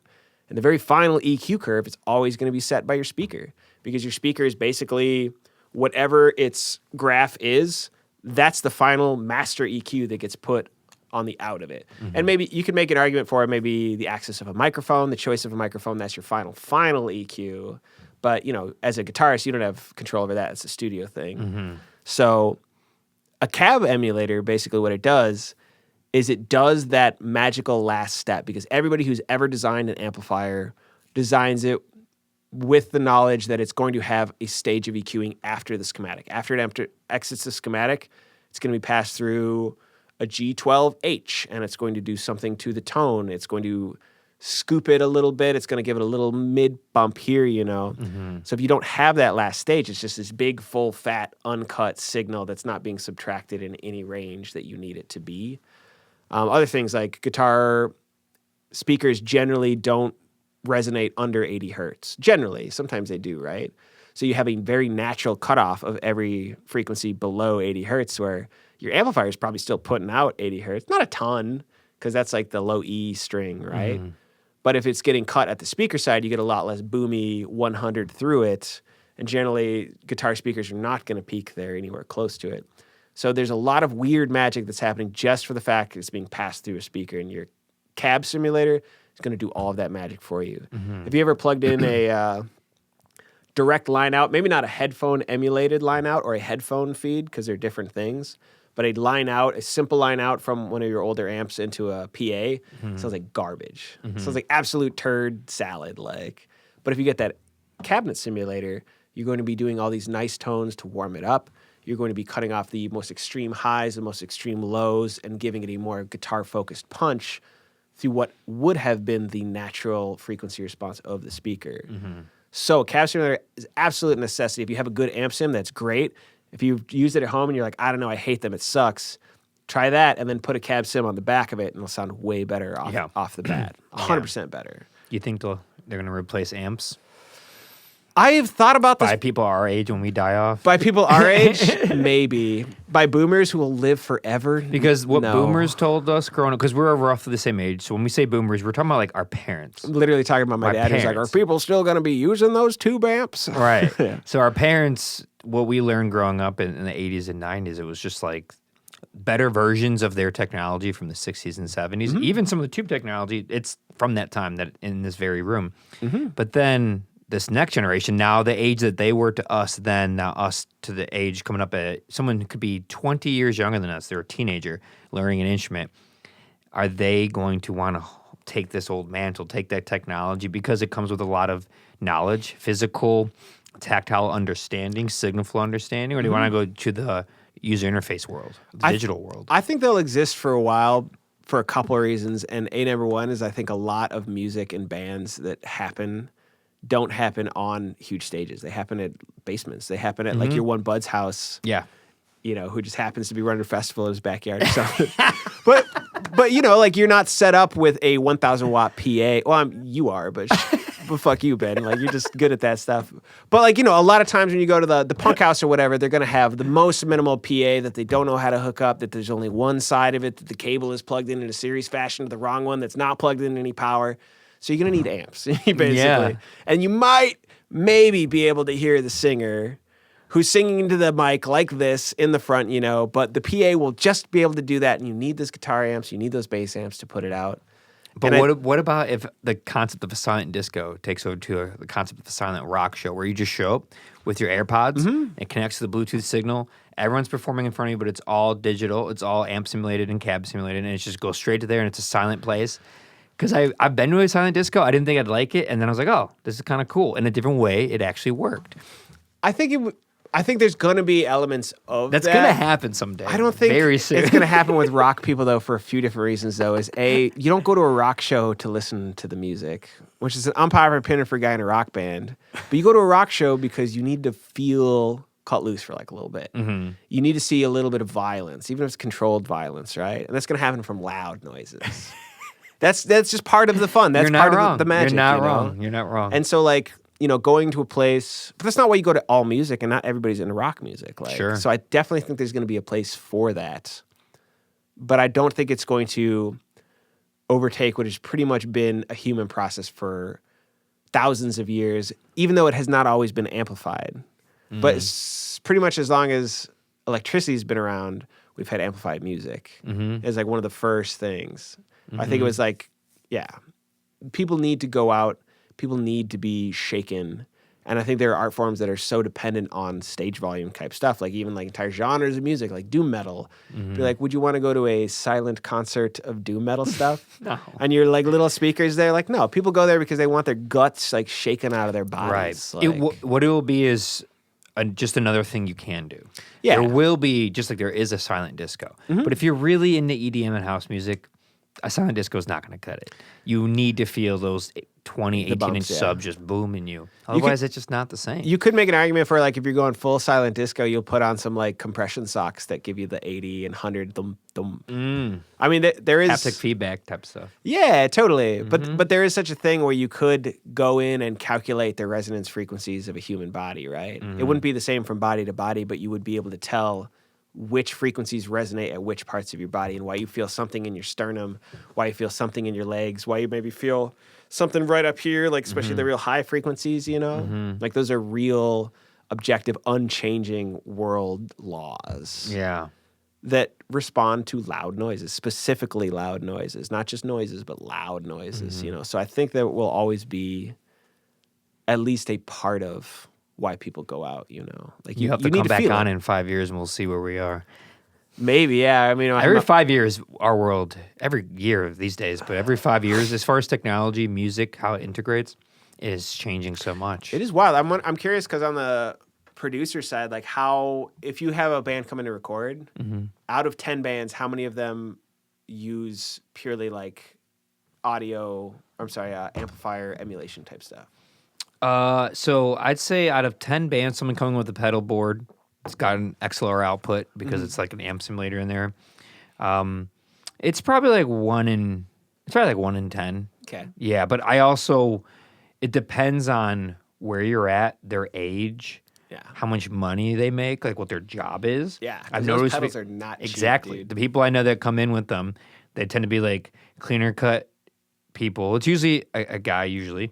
And they usually have a 9-to-5 job. They're usually in their mid-30s, maybe late 20s. They already finished school or something and have a good job, and they can go spend $1,000 on like a little pedal.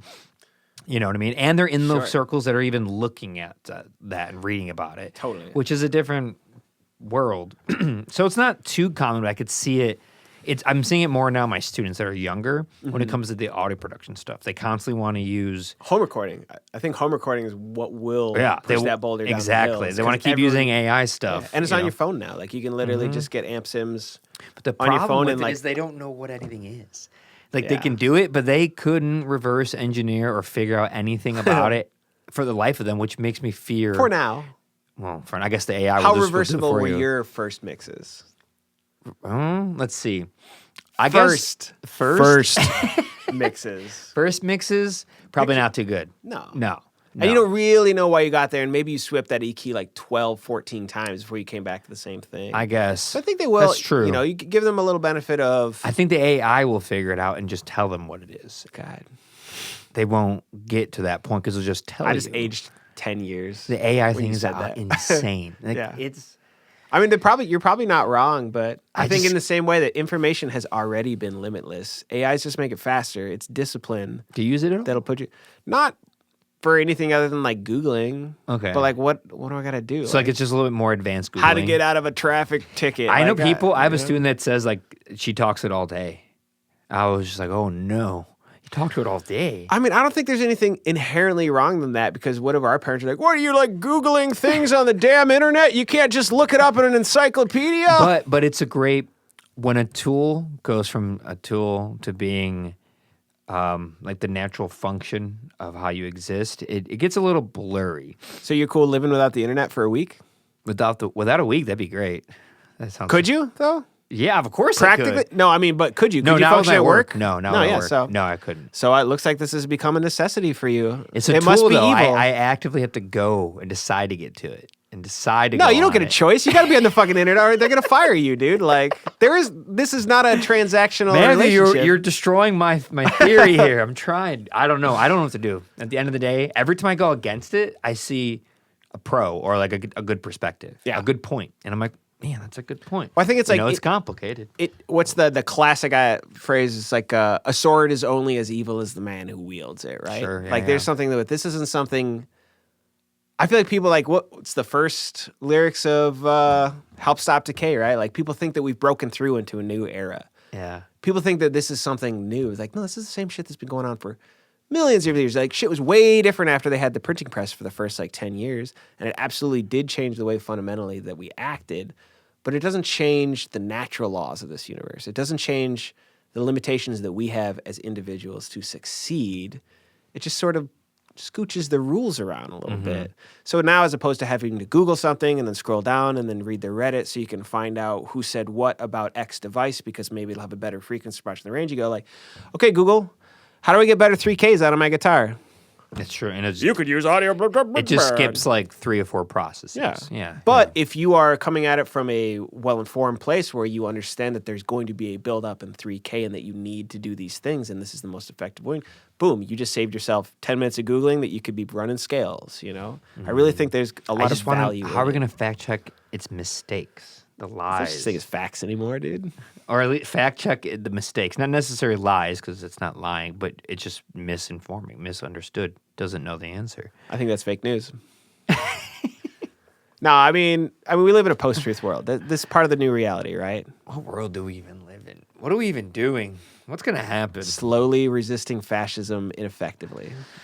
Yeah, we live in a weird place. Yeah, I thought this was about audio stuff. Oh, man, I talk about everything on here. Audio. Okay, Google. Oh, yeah. Please tell me what existential dread is. No, but it's. I think we're always going to be in a new place, but I don't think we should view it as fantastic. I think we should view it as excellent, and it's going to come with a little skibidi brain rot. But we would remember the hamster dance. Those kids aren't smarter than us. They're not dumber than us. We love the hamster dance. Badger, badger, badger. But there's a bunch of stupid ass shit that, like, and this is just a new way that we're seeing it. I think in terms of our professional lives, we're going to see a lot of weird things come and go in terms of fashion, in terms of application, in terms of usage, things we'll have to adapt to, But I don't think that fundamentally changes the value of the human spirit, which is maybe not what we were talking about, but maybe it just takes people like us and others that are a little bit older, not too old, ahead of the next, people in their 18, 22 range, to just tell them, like, use this stuff, but like try to like really understand as much as you can. Like what is it? It is. It's like, true for anything. Yeah. It's like, whatever you're doing, like don't stop and read go. about it. Educate yourself. Do it yourself. Just like I said, it's like information is that you can literally access any information in the world that you want. There are ways to do it. Even if something is guarded or hard to find, I'll bet you can find it because the internet's a big place. But do you have the discipline to roll that into yourself and then apply it if you want to become a better artist or even if you want to become a better craftsman? So really, how much time are you willing to spend? These things are here to make your life easier, but that just gives you more time to apply yourself because work gets harder every day. Like competition becomes more competitive every day. It sounds like a weird thing, but like the population of the earth expands by 10 million people or like, I don't know in what time. And it's always going to be a little bit harder. So you now have better tools and you guys are younger than us. You're going to have to fight a little bit harder, just like we had to fight a little bit harder than our parents. And that's going to go on forever until the apocalypse and then things start to even out. But like, yeah. What would you do during the apocalypse? I've talked about this with my wife a bunch. I'm the ham radio guy. Okay. You need to send a message. Only I know how to operate the ham radio. It is a very esoteric machine. I can maintain it. I can repair it. I can get messages over to the other strongholds. Give me that can of beans. You have this thought out. I could tell your response. You're like, I was talking about this morning. I thought out a bunch because I would not survive in the wild. You would be hand radio. You actually would be useful for the technology part of it. You always need a guy to fix the electronics and not get bit by zombies. So, yes. Yeah, because computers are not going to be working much. But you can still pull electricity out of things. There are still going to be batteries. Generators. Whereas a computer, I mean, once we stop learning how to keep growing it or making the new code, because the computers are all fried or a planned obsolescence, then you're in trouble. The computer has always been a commercial device since the abacus, right? Which wasn't really a commercial. I mean, maybe you could say it's a military device because Alan Turing is the guy who created the very first computer, the Turing machine, right? But in what society are you going to need that many equations if you're in the apocalypse? Like, you're not doing anything that you're not doing weather forecasting for the next 6 months where you need to run these simulations.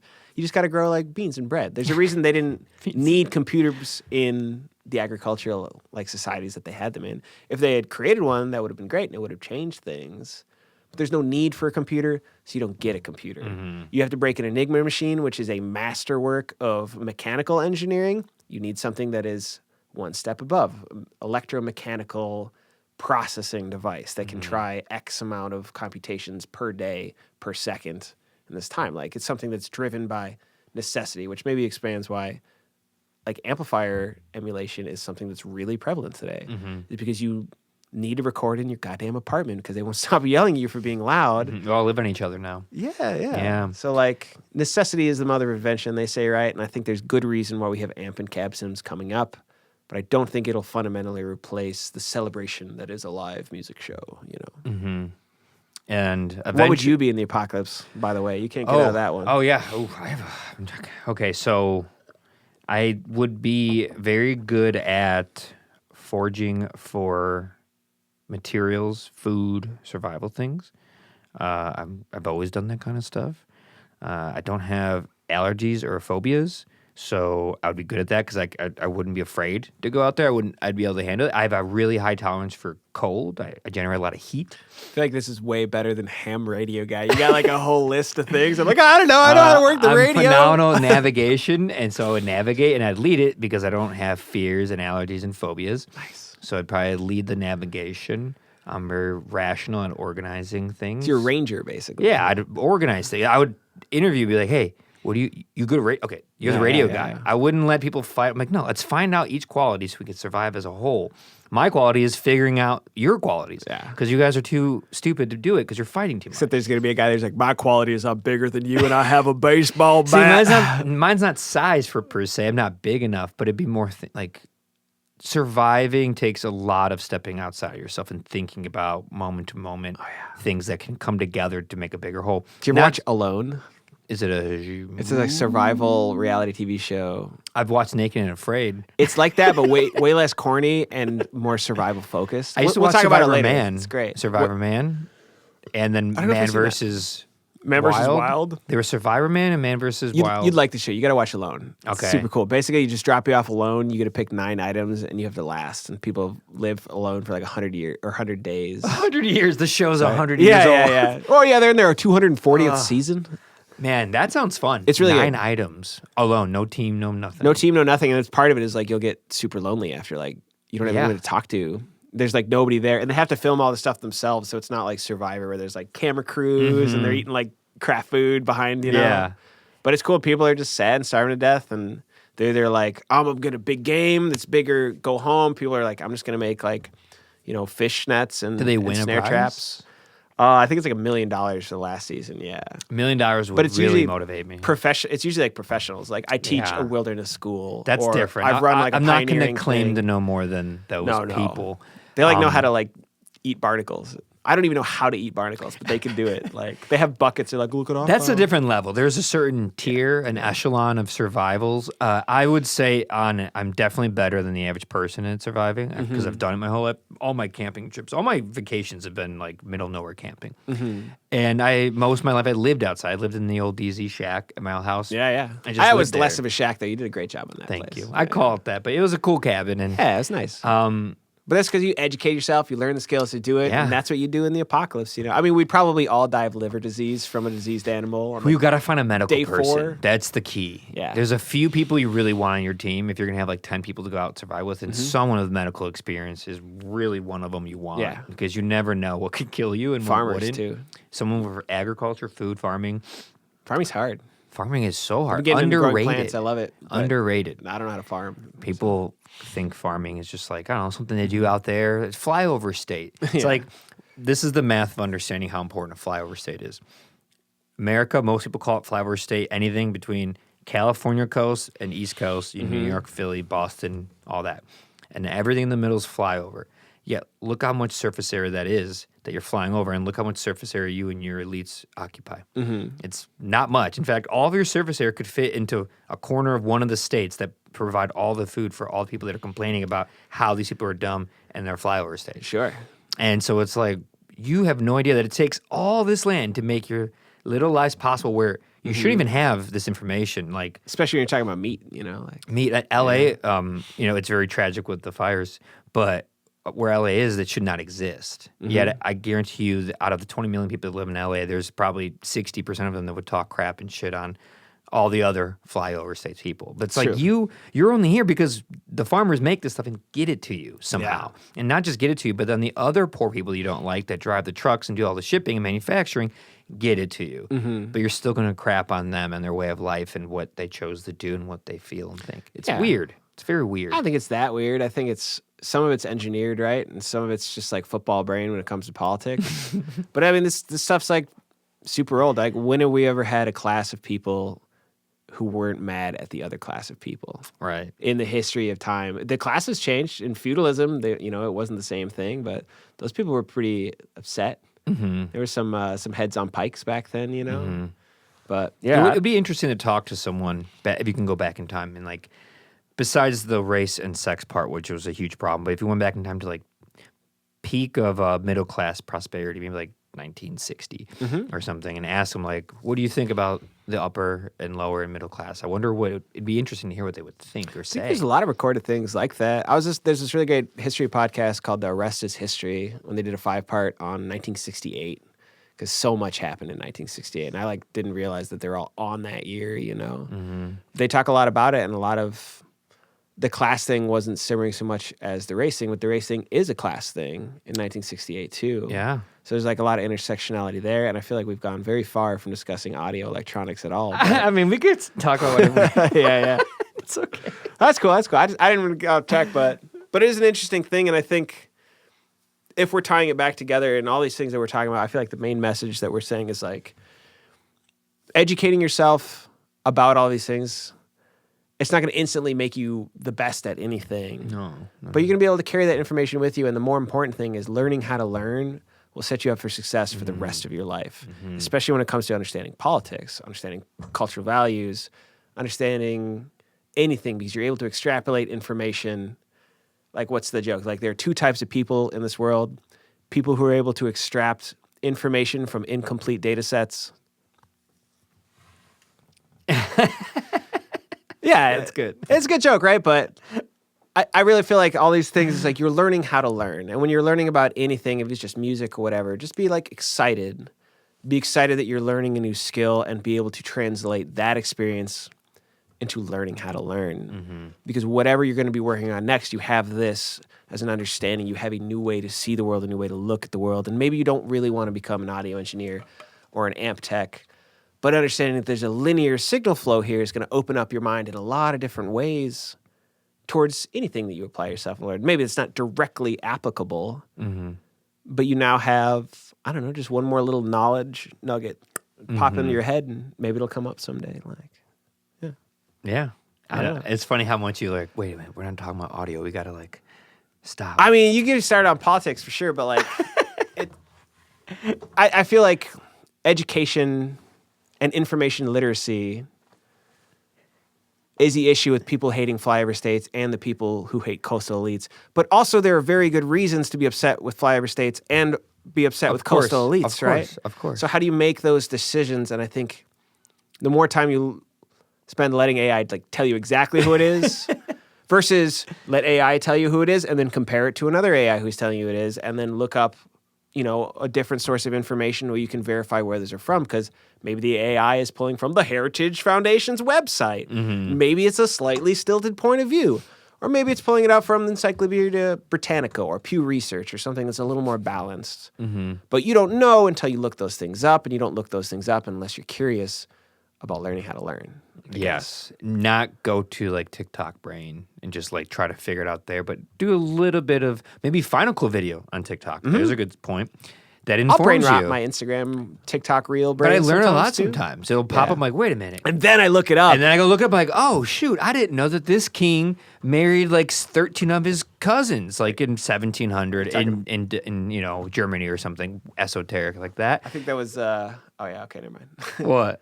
There's that Charles. I think in the UK did that. There was I forget the family lineage, but it was, I was just watching a crazy video. This family kept their blood in for so long, hundreds of years, and they had the worst formations of their face and genetic diseases. And it was, I forget the name of them, the last name of them, the Van somethings. Vanderbilts? No, not the Vanderbilts. It was either England or I've seen the pictures. Netherlands. Because they got some jawlines on them. They got some chiseled jaws, all right. Yeah.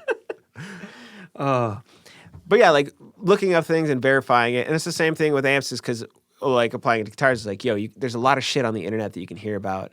And maybe the only way you'll know for real is that if you go find that guitar at a shop and you play it and you see if it sounds the way they said it. Or maybe you're like, hey, you know, what's a good example? Like the TBX Fender tone control circuit has a bass cut and it's going to change my life, and everyone says it will, but you don't really know until you listen to a video or you check it and you're like, wow, that doesn't do shit, you know? Yeah. But there's all this talk about it, so seeing what's real and what's new is about information literacy, and like teaching yourself how to learn really enriches your life in all different ways. Like I have a lot of different hobbies, like amplifiers is one of them. It kind of started as a hobby and just worked into a job because it works well that way. But I love video games. I love learning how to play new video games, because learning how to master a game and then dropping it is like you learn a new skill. Even if it's for fun and it's throwaway fun, you're still like exciting your brain in a new way. Oh, absolutely. That's the problem. They're so good and so fun. They can be so dangerous if you don't understand what it is you're doing, how much time, effort, Dopamine money, loops. All of it. Because video games are better now than ever. I'm playing Marvel Rivals is so good. I've never heard It's like of that. Overwatch. Okay. I know very little about video games. It's been years since I've really put in any thought or effort. So it's the hugest thing right now. Half my students are doing video game design. Like VR? Do they like VR stuff? They do VR stuff. They're doing video game design. They're doing coding stuff for video game. They're doing a lot of sound design for video game. That was one of my dream jobs when I was a kid. After playing Half-Life, I was like, that sounds fun, just doing sound design. You know? Sounds hard, too. But like creative. Sound design does sound hard. Yeah. It is hard because most video games, movies, television shows, film, and I'm not just saying this, but a lot of directors and important people have also said it as well. Sound is like, I've heard people say between 60 and 90% of the thing you're visually consuming sound is what that chunk of it. Definitely. And whenever someone claims like there's no way, I say just like do that same thing but on silent and tell me how much fun it is. Yeah.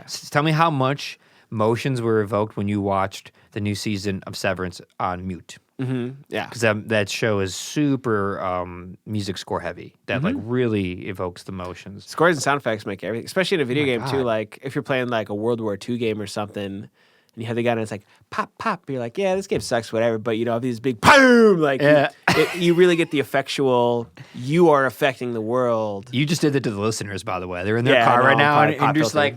Boom! And they just crash. Yeah. You just caused a few car accidents on the highway. I'm bringing video games to you. Welcome, Fast and the Furious, Hot Pursuit, Need for Speed, Fast and the Furious. I don't know. Gran Turismo, San Andreas. Yeah.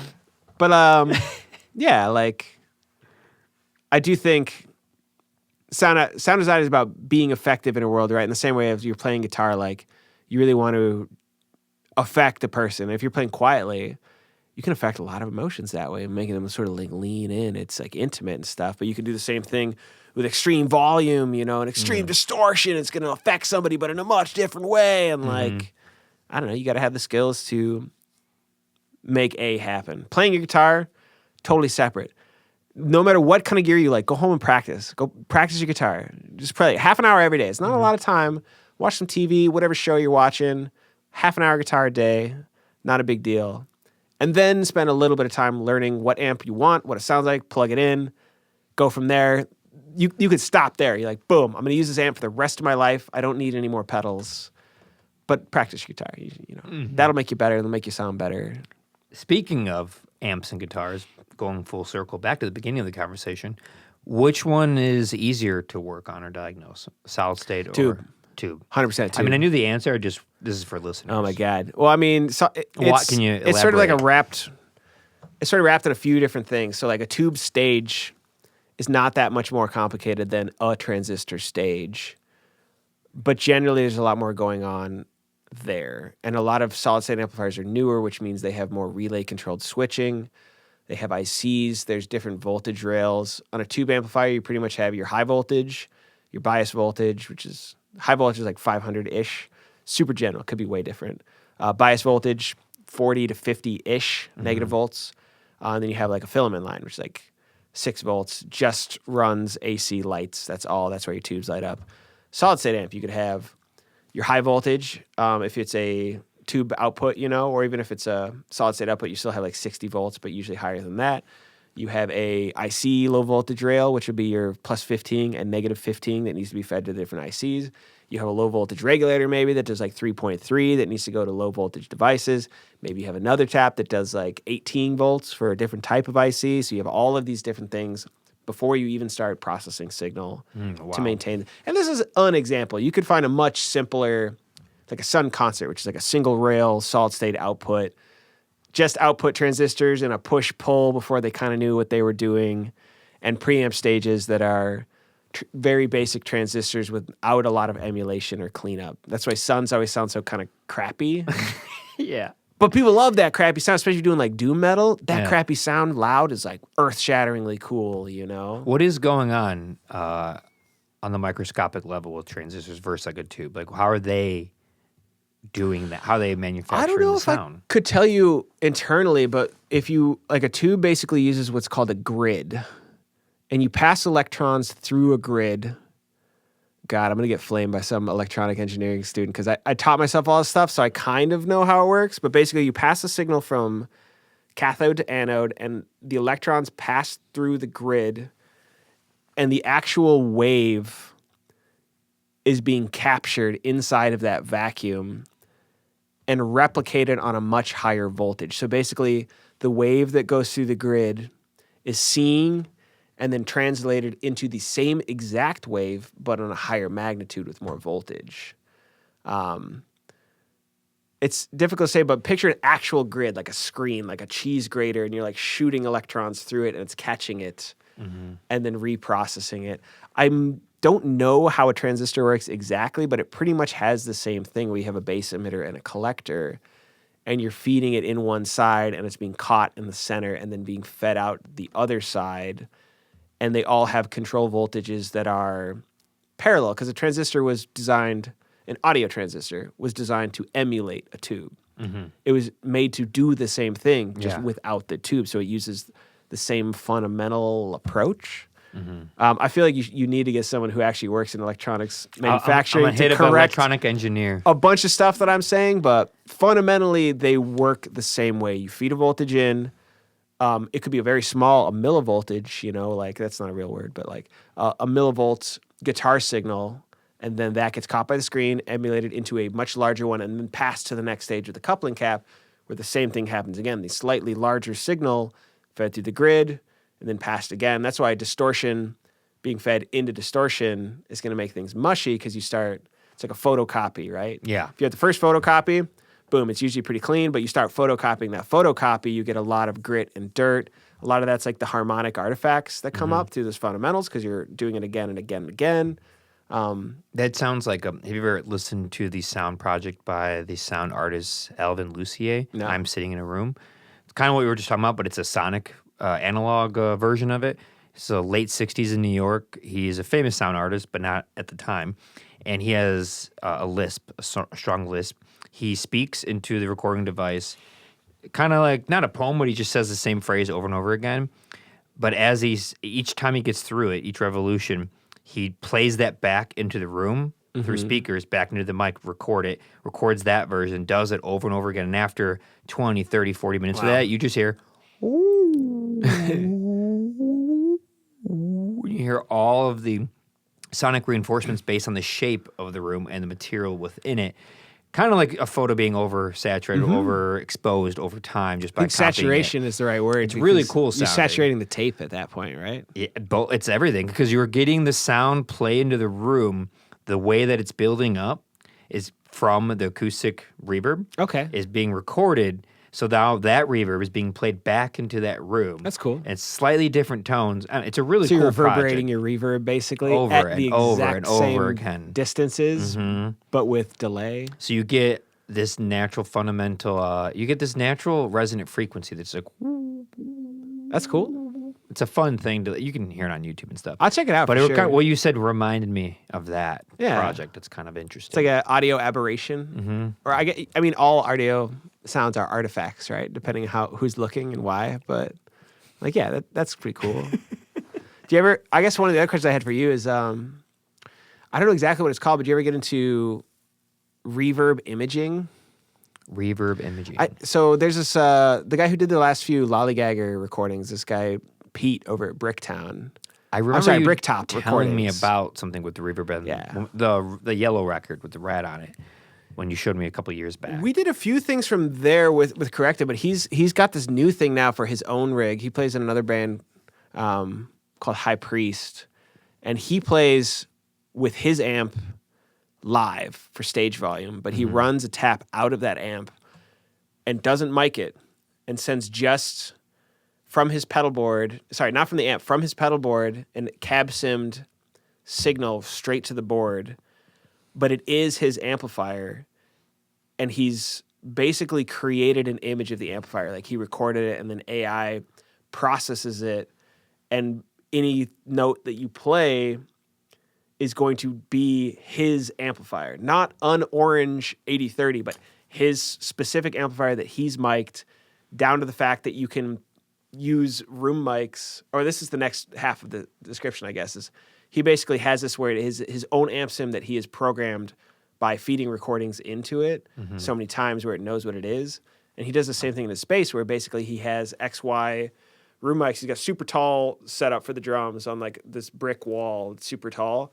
But he's created a XY reverb imager that no matter what you put into it, you can record a dry cab simmed guitar into it, and it will image the reverb of that specific room with that specific mic placement onto that flat signal. Yeah. So the drums that are in that room are going to exactly replicate your cab simmed guitar reverb. So it sounds like they were recorded in the same room with zero bleed, though. And he can do this to anything isolated recording in a room mix, sort of like you would busts out a master reverb to a totally flat, dry recording. The difference is all the drums have, because they recorded isolated, have the real reverb on them, and everything else is emulated and mixed into it, you know? Yeah. But he can do that live now. He just gives that to the sound guy. And his amp's up there just for stage volume because they're loud. Yeah. But he doesn't need any of that, and it's just his own amp sim with his own reverbs. It's created with AI? I think he uses AI imaging to do it, but I know he has to create basically a bunch of recordings of the space and then feed it into a program, and then the program will do it for you forever. Wow. And so you can do anything. Or so you just have if you miss one kick, you plug in an example of a kick that's flat, and then you run it through the thing, and it'll add the XY onto it.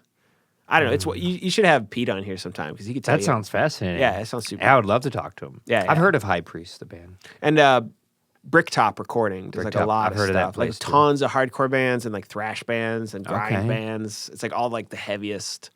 Like most of the heaviest bands that I know in Chicago, like a lot of them are going there for good reason. Like there's another engineer there. I've never worked with Andy, but he's done a lot of really awesome records. I wonder what his last name is. I can't remember. And these days, you got to hear the first and last name. Yeah, there's a lot of Andys in the audio world. Too many Matts in the world. There's a lot of Matts. Oh my god, my phone has like 17 Matts. I used to have you as Matthew Muffin, but I think you're Matthew Wojciechowski. Which, by the way, you saying it here was the first time I ever heard you say it.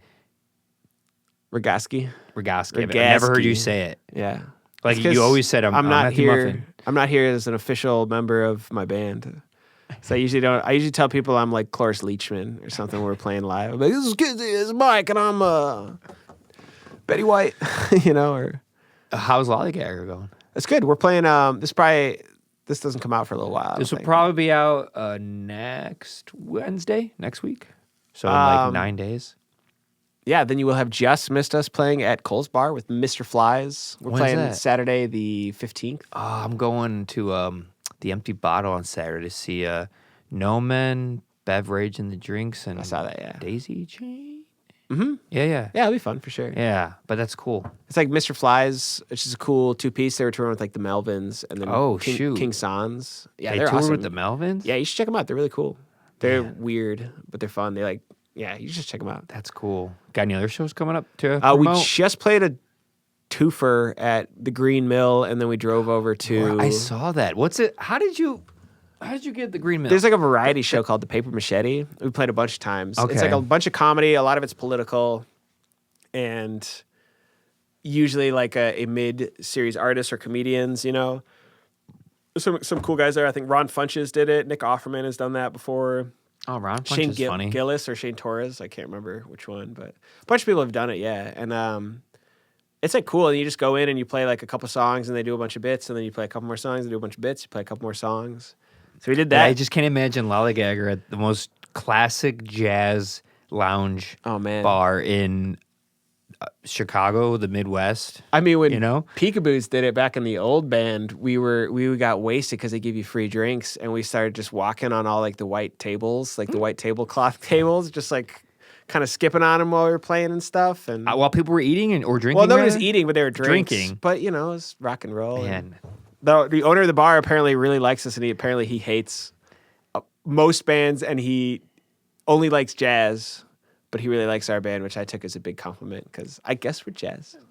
I do not hear jazz. We're kind of jazzy, There's like a lot of notes. I'm glad that the the person who owns an infamous jazz bar likes jazz. Yeah, he's apparently a jazz nut. Oh, that's interesting. Yeah, totally. You wouldn't expect it. You never would know. But we played that show, and then we went over to Bricktown, which is a indoor DIY skate park and venue. Mm-hmm. We played a pretty nice show there, and we got like a few shows coming up, but really we got like a full album. We got like 11 tracks that are being worked on. Not quite done.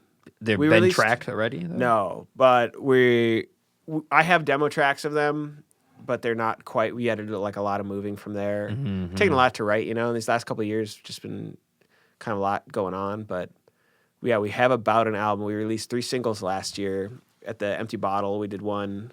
At Liars Club, we did another one. And then this year, we're probably going to do like 2 singles and then get ready to just put out a vinyl. Nice. And stuff. So I can't wait because was that the last Lollygagger record? The yellow one was the yellow one, yeah. That record's so... I don't think I've told you enough because I remember listening to it with you before it came out when we did the last session. Oh, yeah. 3, 4... That was a while back in the old house. Yeah.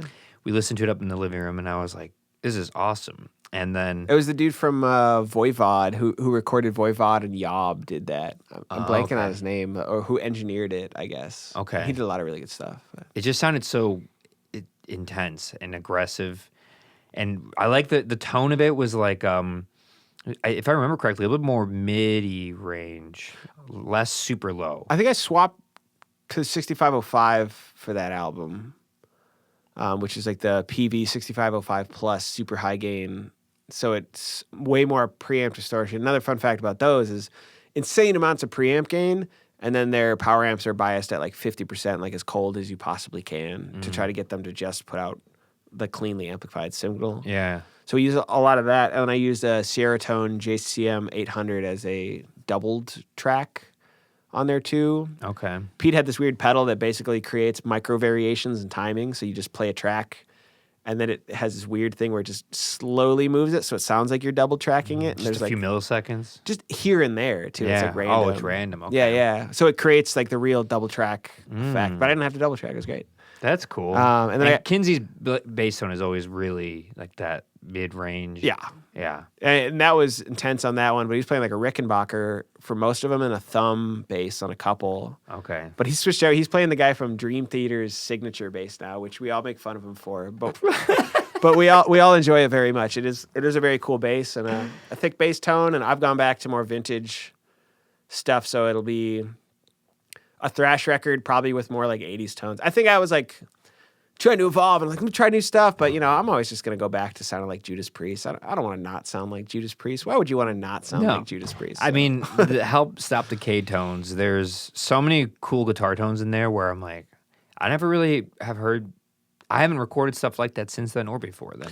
Some of the stuff you were doing, I think it's a lot of it's just like power amp saturation. But I'm definitely like, the older I get, the more I'm like, the whole oscilloscope story is like, I don't even do that to myself. Like, I know I could get a more fidelic tone if I stacked a few things, but like, bro, I just have to yell I got to yell at people for like 40 minutes and play hard guitar parts and make sure all my stuff works as plugged in. So like, I want one button to step on, maybe two. I'm up to 2 now. That's my limit. And I want it so I don't have to change or touch anything and that it all works. That's why I have 2 amps, because it's just like the sound guy can always, if the delay is turned up too much on my end, he can just turn it down like it's a master bus. Yeah. If you get a good sound person, it works awesome. If you get a sound person who's like never heard rock music before, which does happen, it can be like a nightmare, but... Do you prefer the 3-piece band, or do you like hiding with the 4-piece with another guitar, It would be cool to have a 4-piece band, so I either didn't have to sing or play guitar. It would just open up a lot of options for entertainment. If I didn't have to play guitar, I could be like jumping around and like, like touch people, pushing them, shaking them, getting the money out of their pockets, whatever.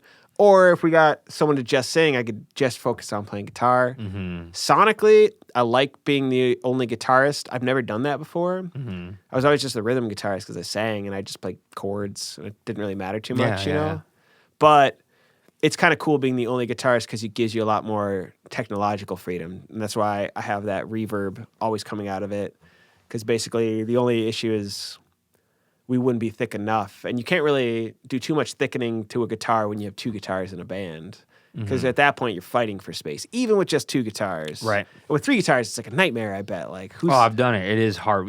What it is everyone has very specific... You're starting to get into like you're writing like a quartet or like a quintet. Who's like, the baritone? Who's the viola? Yes, everyone has very specific things like where you're layering it. Like you're playing this riff. And sometimes it gets really tedious and boring for certain people because, okay, your job is just to repeat this riff. He plays something that's building on that. The bass hits the low notes, and then this person gets to have, like, creative freedom, soul. You know what I mean? To, like, if it's all really clean tones, it can be, like, easier to manage, too. But as soon as you get distortion in there, it's like... It gets hard. What range, who gets cut for what range. Even with 2 guitar bands, sometimes the range cut is, like, Mastodon records. One of those guitars is, like, so tinny, and one of the guitars is, like, so... low-end, creamy, but they sound awesome together. But if you listen to the isolated tracks, you're like, Jesus, this is like... And even balancing, because if you have 3 guitar players, 4, if you have bass and 3 guitars and everyone has a different overdrive tone, it can actually clash horribly. Yeah. You're like, wait, your distortion, like on a... I just wanted to sound full. It's like, yeah, but all 4 of you can't sound full. All 4 of you have to sound kind of empty. so that all four of you sound full. Yes. You know, like a lot of post-production with that. A lot of subtractive EQ. Which is a lot of that. As the only guitarist in the band, I do a lot of subtractive EQ. Kinsey's bass tone is gigantic. It's hard to work around. God. It's weird. It's insane. He also takes up about a second guitarist range in what I would consider my like low mids. You know? You'd be like it's like a baritone. Yeah. And bass, and then just between that and the height and that 8. Yeah. 8-10 inch speaker. I mean, that's just so much space. Ton. But so what I do generally is I do a lot of subtracting. So I have a sort of scooped out tone. So he's just going to plops right in the middle. I have a little tiny bit under him, not quite under him, but low down. And then a decent amount on the top end. But then as opposed to just boosting it up vertically, I like just texturize it where I'll have that always on kill dry reverb to sort of widen it and make it sound a little more clear. But because it's kill dry, you always have the percussive dry tone from the cab with no effects on it coming out of the cab. It's always going to be on point, always stops when you need it to be, always solely percussive. And then you have additionally the reverb track on the back end of it that is unaffected and unmixed, and you can master bus it up. Same thing with the delay into it.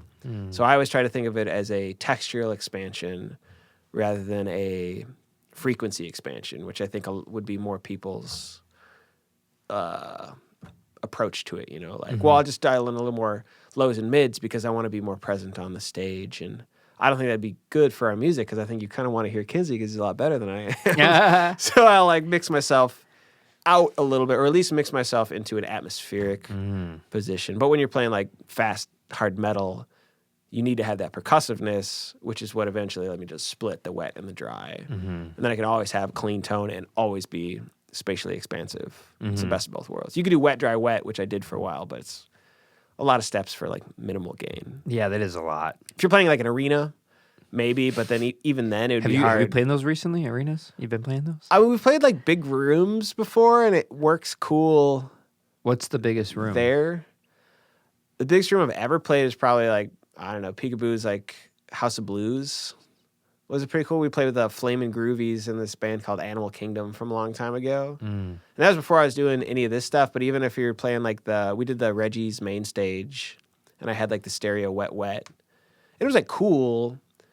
But I mean, maybe the guy standing right in the middle, you'd be like, that's a stereo field. But like, most people can't tell. No one's going to know. That's what I always tell my students when they're like, they always want to make something feel like bigger or wider. And they're like, how do I make it bigger or wider? I put like a stereo spreader on. I'm like, no, you're just gonna have a bunch of out of phase stuff when you do stereo spreader. And I'm like, first of all, think about this. Before you even go to how to make it bigger and wider, more full, think about the consumer. When are you sitting between two speakers making an equilateral triangle, and you're sitting there and you hear an acoustic guitar with a singer on it, which is, besides reverb, it's pretty mono, that feed. Sure. When do you sit there and go like, man, I wish I heard this more wide and full? The answer is never. The only people who are ever searching for the more wide and full ones are the engineers themselves that are making it. Nobody else even knows the verbiage. But I think you're also a bad example because you're such a musician and artist, and you know enough about music. I thought you were going to say pothead, but you know enough about audio to even like, know what I'm talking about. I want to hear like radio. See, for me, it was like when I got like, I'd get stoned as fuck when I was like 19, and I'd listen to Boards of Cannon, and I'd hear their stereo ping pong delay, and I'd be like, bro, that's like the widest, coolest thing I've ever heard. And like that's what different. I want to hear. That's different. Headphone music. It is way different. But I think a lot of these people, they might be using the wrong words that they're searching for. No, well, because they're talking about not like a stereo ping pong thing. Like you go, whoa, and it goes boom, whoa, whoa. They're saying, how do I take you and just make you feel more like thick, bigger, like wider? And like the only way to do that is a stereo spreader, and that's just going to take certain frequencies and do it. And it doesn't sound right. It almost has the same effect when you go to a house and they have two bookshelf speakers and they're not plugged in right. They're out of phase. The center feels off. Sure. Everything feels crooked and slanted and off, and you feel weakness in certain frequency ranges. That's what happens with the stereo field or stereo spreader. If you want it to sound more wide and full, then do a stereo recording in ORTF, XY. I was wondering what your answer would be because when you first said this, like do a stereo recording, really mono. I was like, well, did they XY that? Or double stuff and start panning them. But if you have a one mono signal, don't do the classic like double it and then move it out of phase. That's just going to make an out of phase signal. Or how about don't do anything at all? Right. And just because nobody knows about this, nobody cares. Yeah. because it's just them. Maybe put a little bit of a delay, or a little bit of reverb. Vocal. Yeah, because I go if you're looking for expansiveness, well, create a physical space. Yeah, and I feel like people don't always approach it from the fact that like all sound engineering is about capturing a physical space, right? It's not so much about capturing the wave because the wave exists in a space and that's going to affect it so much differently. Back when we were working I did this intern at Specimen a long time ago. And that's a really cool spot. Yeah. I don't want to talk about it too much, but like basically one of the cool things that I learned there basically was that all sound does exist in space and that all sound is physical. And that's not something I ever thought about. I was like, what are you talking about? It's like energy. And it was like, well, yeah, but energy is physical. It's a wave. And one of the things that they would do there is there's these little like 5-watt amplifier boxes that were pointing upwards. And you like listen to it and you're like, that sounds kind of cool. And they'd be like, well, check this out. And they'd grab one of these big horns. Like if you've ever been on a boat, there's like the big horn that comes off that, can do announcements on old-timey boats. They basically pick up this big horn and they'd pop it right on top of this 5-watt speaker, and all of a sudden it'd be like incredibly loud. And it was the first time I ever really conceptualized that the sound coming out of there is bouncing as a wave and sort of just stating, and that physical wave is being coerced into a larger wave through reflection. Through physical reinforcement, acoustic reinforcement, yeah. Describe what physical reinforcement is for me. So like acoustic reinforcement based on the materials and the diameter or the shape of the room, you're going to get some resonant frequencies and you're going to get things that are going to pop out more. Just like any theater has acoustic shapes and reinforcement to take an operatic singer on stage and somehow make them way louder and have their voice travel more. So it's a similar concept. Like Specimen is known for the horn speakers. And I wasn't talking about the room so much as like the cone, but it's the exact same smaller thing. Room. And those phonographs haven't changed in design for a phonograph. Why we don't use them anymore. The only downside of it is you don't get a lot of high end and low end because of the shapes and the materials. Sometimes that can be nice though, depending on what you're listening to. It's a cool sound. It's like why the old gramophone sounded the way they did. They didn't have a bass subwoofer to properly represent the low frequencies. Oh, I have one. I just didn't install it. I got to get this Thomas cow's Edison milk. came up with the first 21-inch subwoofer. Well, actually, it was Tesla, but Edison stole it years later. He did. There's a lot of shenanigans going on back then, just like there is now. Have you ever heard of Lash? What's Lash? Okay, so a friend of mine who I work with, he is a speaker, hi-fi scientist guru. He knows everything about it. He would be a great person to have as a third person here to help with that stuff. He would have beat me up for a lot of the solid state stuff I said. So he doesn't do all the hands-on technician stuff, so you might know more of that, but he designs and builds his own speakers. It's all hi-fi. Cool. And he is getting it down to, I remember you bringing up like 1% here, 1% here. He's the kind of guy, it's like 0.001% here. Yeah. And that's the hi-fi world too. And they'll measure it too, Oh, yeah. And it's not my thing, but I respect, It's cool when someone else has it and they put their 100,000 into it. Yeah, you get to go. It gets real expensive. You get to go utilize it. But he builds everything from scratch, so he saves a fortune. And he discovered / heard about this thing called Lash, which is on bigger speakers. He has like 10, 18-inch subwoofers in his basement. He created a pseudo-infinite baffle out of a closet. Cool stuff. And he discovered with the bigger speaker, the magnet, when it's moving forward and backwards like a positive negative pressure based on the voltage, that's normal. But when it like stops moving and it moves back and forth, because it itself can create electromagnetic field because it's the magnet with the copper coil, that it pushes voltage back up the cable, calling it like backlash, like flyback voltage. Okay, that's what you call it? Okay. Yeah. He called it lash. It's usually in a failure sense in a thing, and it'd usually be bad. Like you're supposed to be putting out a lot, and it can't go out, so it flies back, and it maybe destroys your transformer. Okay. But what is lash? Just to clarify. I think lash is just a very, very weak, innocuous signal. Like it's not going to break anything, but it can affect the next voltage that's coming up. Okay. It'll impede on some of its abilities to It's like a differential current pressure, basically? Yes. And so he said a way to get rid of it, he like bought Faraday cages and attached it to the cable, and I guess it stopped it. I don't know.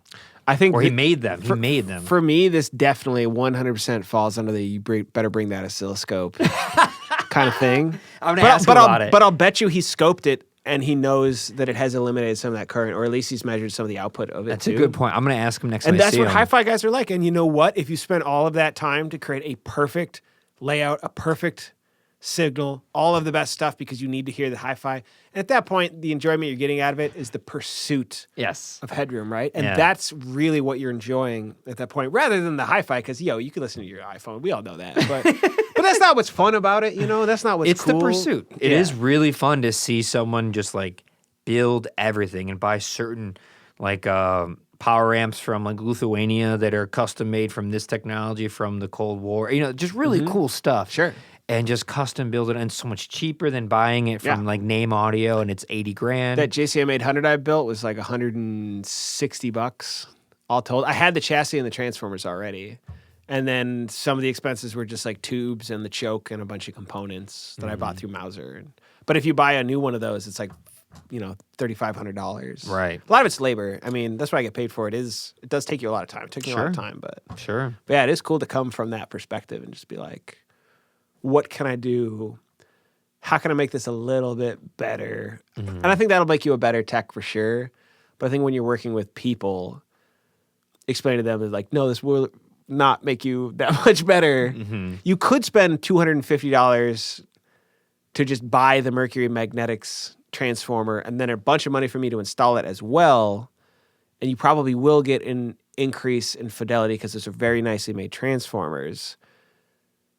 No one's going to fucking know, dude. No, I know. Dude, Thrash Band is playing like the dive bar on Thursday. So really, if you are enjoying this, then hell yeah.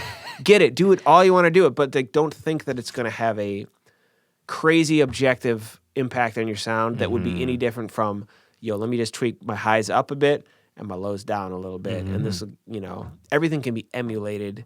And I'm not just talking about digital stuff. It's like you can emulate a Marshall while using a Fender Twin, if you get like a Jekyll and Hyde pedal and you're careful about the EQ, maybe an EQ pedal as well too, because that's a pretty drastic jump. But you can absolutely do that. I played a JCM 900 with a distortion pedal through the effects loop for like 2 years. It was like one of my favorite rigs. It was just a distortion pedal into power tubes. That's it. That was the whole thing, It's this thing you kind of learn when you do this long enough.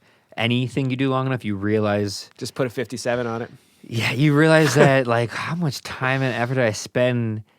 But you have to learn, not everything, but learn so much to come full circle back to that. Yeah. If I didn't learn so much, if it didn't take 10, 15, 20 years of doing this kind of stuff, I wouldn't have learned that, like, sometimes less is more. Totally. And that's the weird thing, because that's the thing for me, too, is I make these weird, esoteric, giant rigs, and I bring them in a DC, and I'm like, Ben, we're going to record with two things. I brought my own attenuator. I got a line-out thing. We're going to use that heart key for the second amp as a power amp.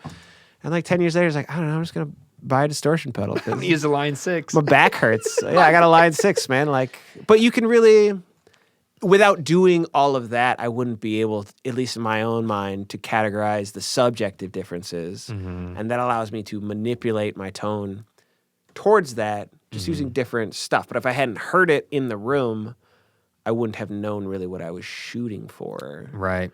And so, yeah, you do take these little knowledge nuggets, everything you learn, every new thing you try it, get weird, put it in your head, and then, work on practicality after that. If you got to go play 10 shows in a month, like, don't have this insane, stupid setup when you could just have 2 pedals and a power amp. I used to show up with so much stuff to shows. Yeah, if it's fun, just do it. Well, it was fun, and then until I was like, why am I showing up with... I mean, everyone's different. For me, I had all these guitar players, so I was like, why am I showing up with 2 amps, 20 pedals, and 3 guitars? Your pedal boards are serious, too. Yeah, I remember that. Yeah. I had so many, and I'm like, I'll show up with like 4 pedals, 1 amp. My smaller amp, I won't even bring the vintage ones anymore. I'll just bring the little Vox. Not because I actually don't like the tone as much. It's just easy to carry. I like those Voxes. They're kind of a departure from the Fender Twin, but it's just easy to carry. Yeah. It's one 12-inch speaker. It's easy to carry. It's newer, so I know it's going to turn on and off every time I turn it on and off, which is the Twin will be like, maybe. Like, so it's humming, or the fuse blew, or one speaker isn't working. And it's always something. Yeah. But the CBS ones can be a little rougher than some of the vintage. I like the CBS ones just fine. I guess that's not true. I kind of hate a lot of them, but like... I only got that one for the price. That's why you get them. Because if I could have got a 64 pre-CBS one, which would be quadruple the price. You can mod them to be super close. Have you ever heard of black facing for the amplifier? That's a strange... It's a strange thing, tonality-wise. Just for clarification, the one that's in the corner I'm looking at is what's considered a silver face one because there's a silver face plate. right in like 1960 something, like 67? 67-ish, Yeah. 67. They switched over from the black face plates to the silver face plates. But there was some electronic changes as well too. Basically, the phase inverter feed resistors were a little bit different. There's a couple of reverb changes and a couple like voicing changes, but you can just go into a CBS one and make those changes for not too much, and it'll come out sounding pretty dang close to like a Blackface Twin, with a few differences. You can also, for the one you have, it's got a master volume push-pull, and you need to remove that circuit. But as long as it's always in and not pulled, it's considered deactivated, so you don't really need to. Some people think it gives a slight boost of fidelity. If you blindfolded me, I couldn't hear it, but I think it does. But if you blindfolded me, I'd have no idea which one is which. Like, I think it's just a little bit of snake oil on there for sure. Yeah. With Fenders are just such a popular amp. There's tons of info about them. So some good, some bad. Yeah. Yeah, you can find a lot on it. And I got that one in 2011 for $500. Nice. Huge. Yeah. Yeah.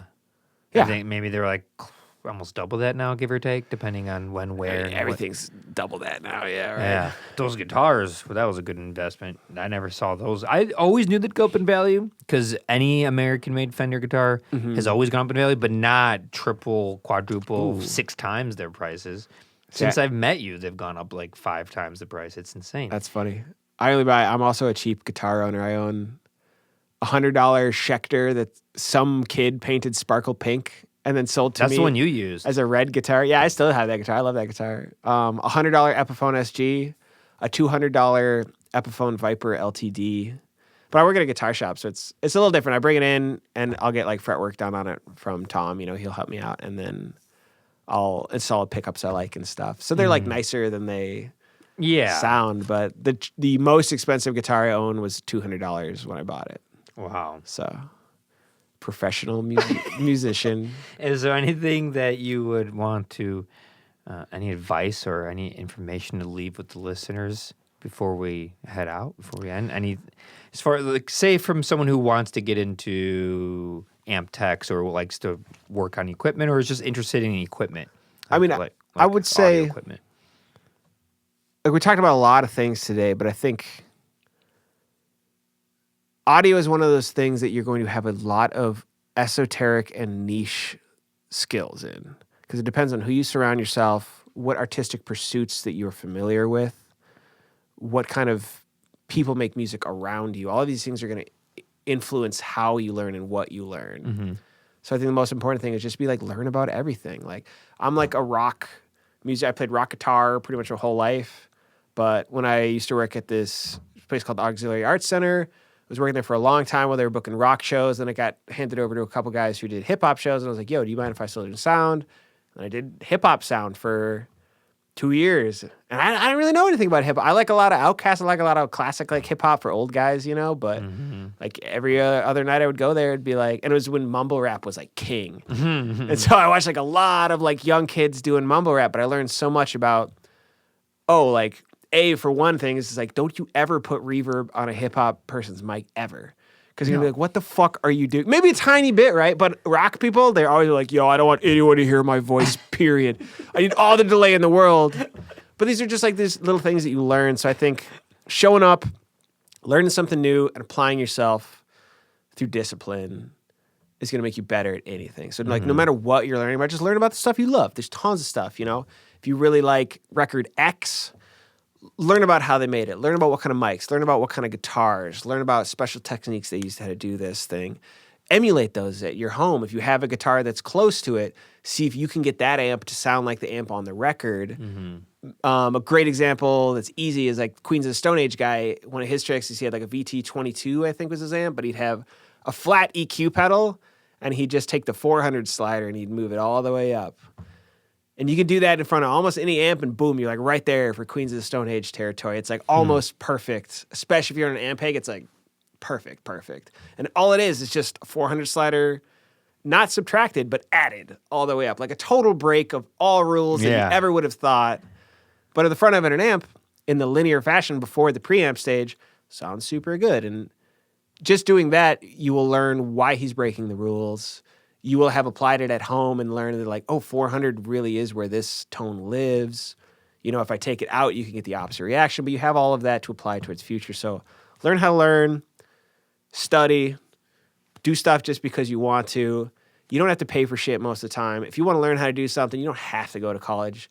College is awesome. I'm a big proponent of education, but you don't necessarily have to pay for that education if you're willing to show up every single day. Just show up and do some shit. Absolutely. And if you did already go to college for something completely different, guess what? You don't need a piece of paper to learn how to do anything anymore, especially these days. If you were able to teach yourself 10 years ago, what you can do now on YouTube and the internet and ChatGPT, you can teach yourself anything. Especially with a college degree, because that shows that you know how to apply yourself and show up and do the work and do the study, and that's all. You might even know what to look for a little bit further than someone else. Who knows? But definitely, I couldn't agree more. Alternatively, don't worry about guitar tech shit at all. Find whatever amp is at the venue, borrow it from the other guitarists because you didn't bring it, plug your stuff in, and have a great time because none of the stuff is really that important. I know, bands share more equipment. Everyone quit bringing your own stuff. Yeah. Just share. You know, my biggest thing that worked for me and benefited me for the Intimate Evening shows or DZ Fest was, guess what? Everyone used my equipment. And except for us.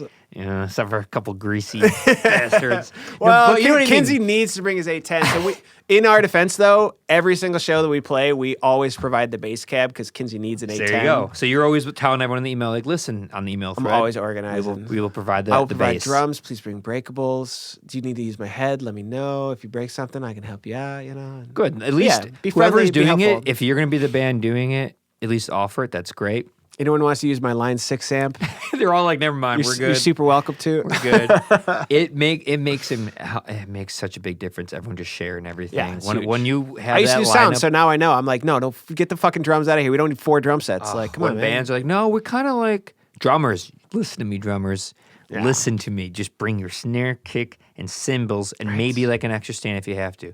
Nobody cares that your kick is a 20 and theirs is a 22, or theirs is a 24 and yours is a 26. It doesn't matter. It's a 30-minute set or a 45-minute set on a Thursday night. Yeah. Okay?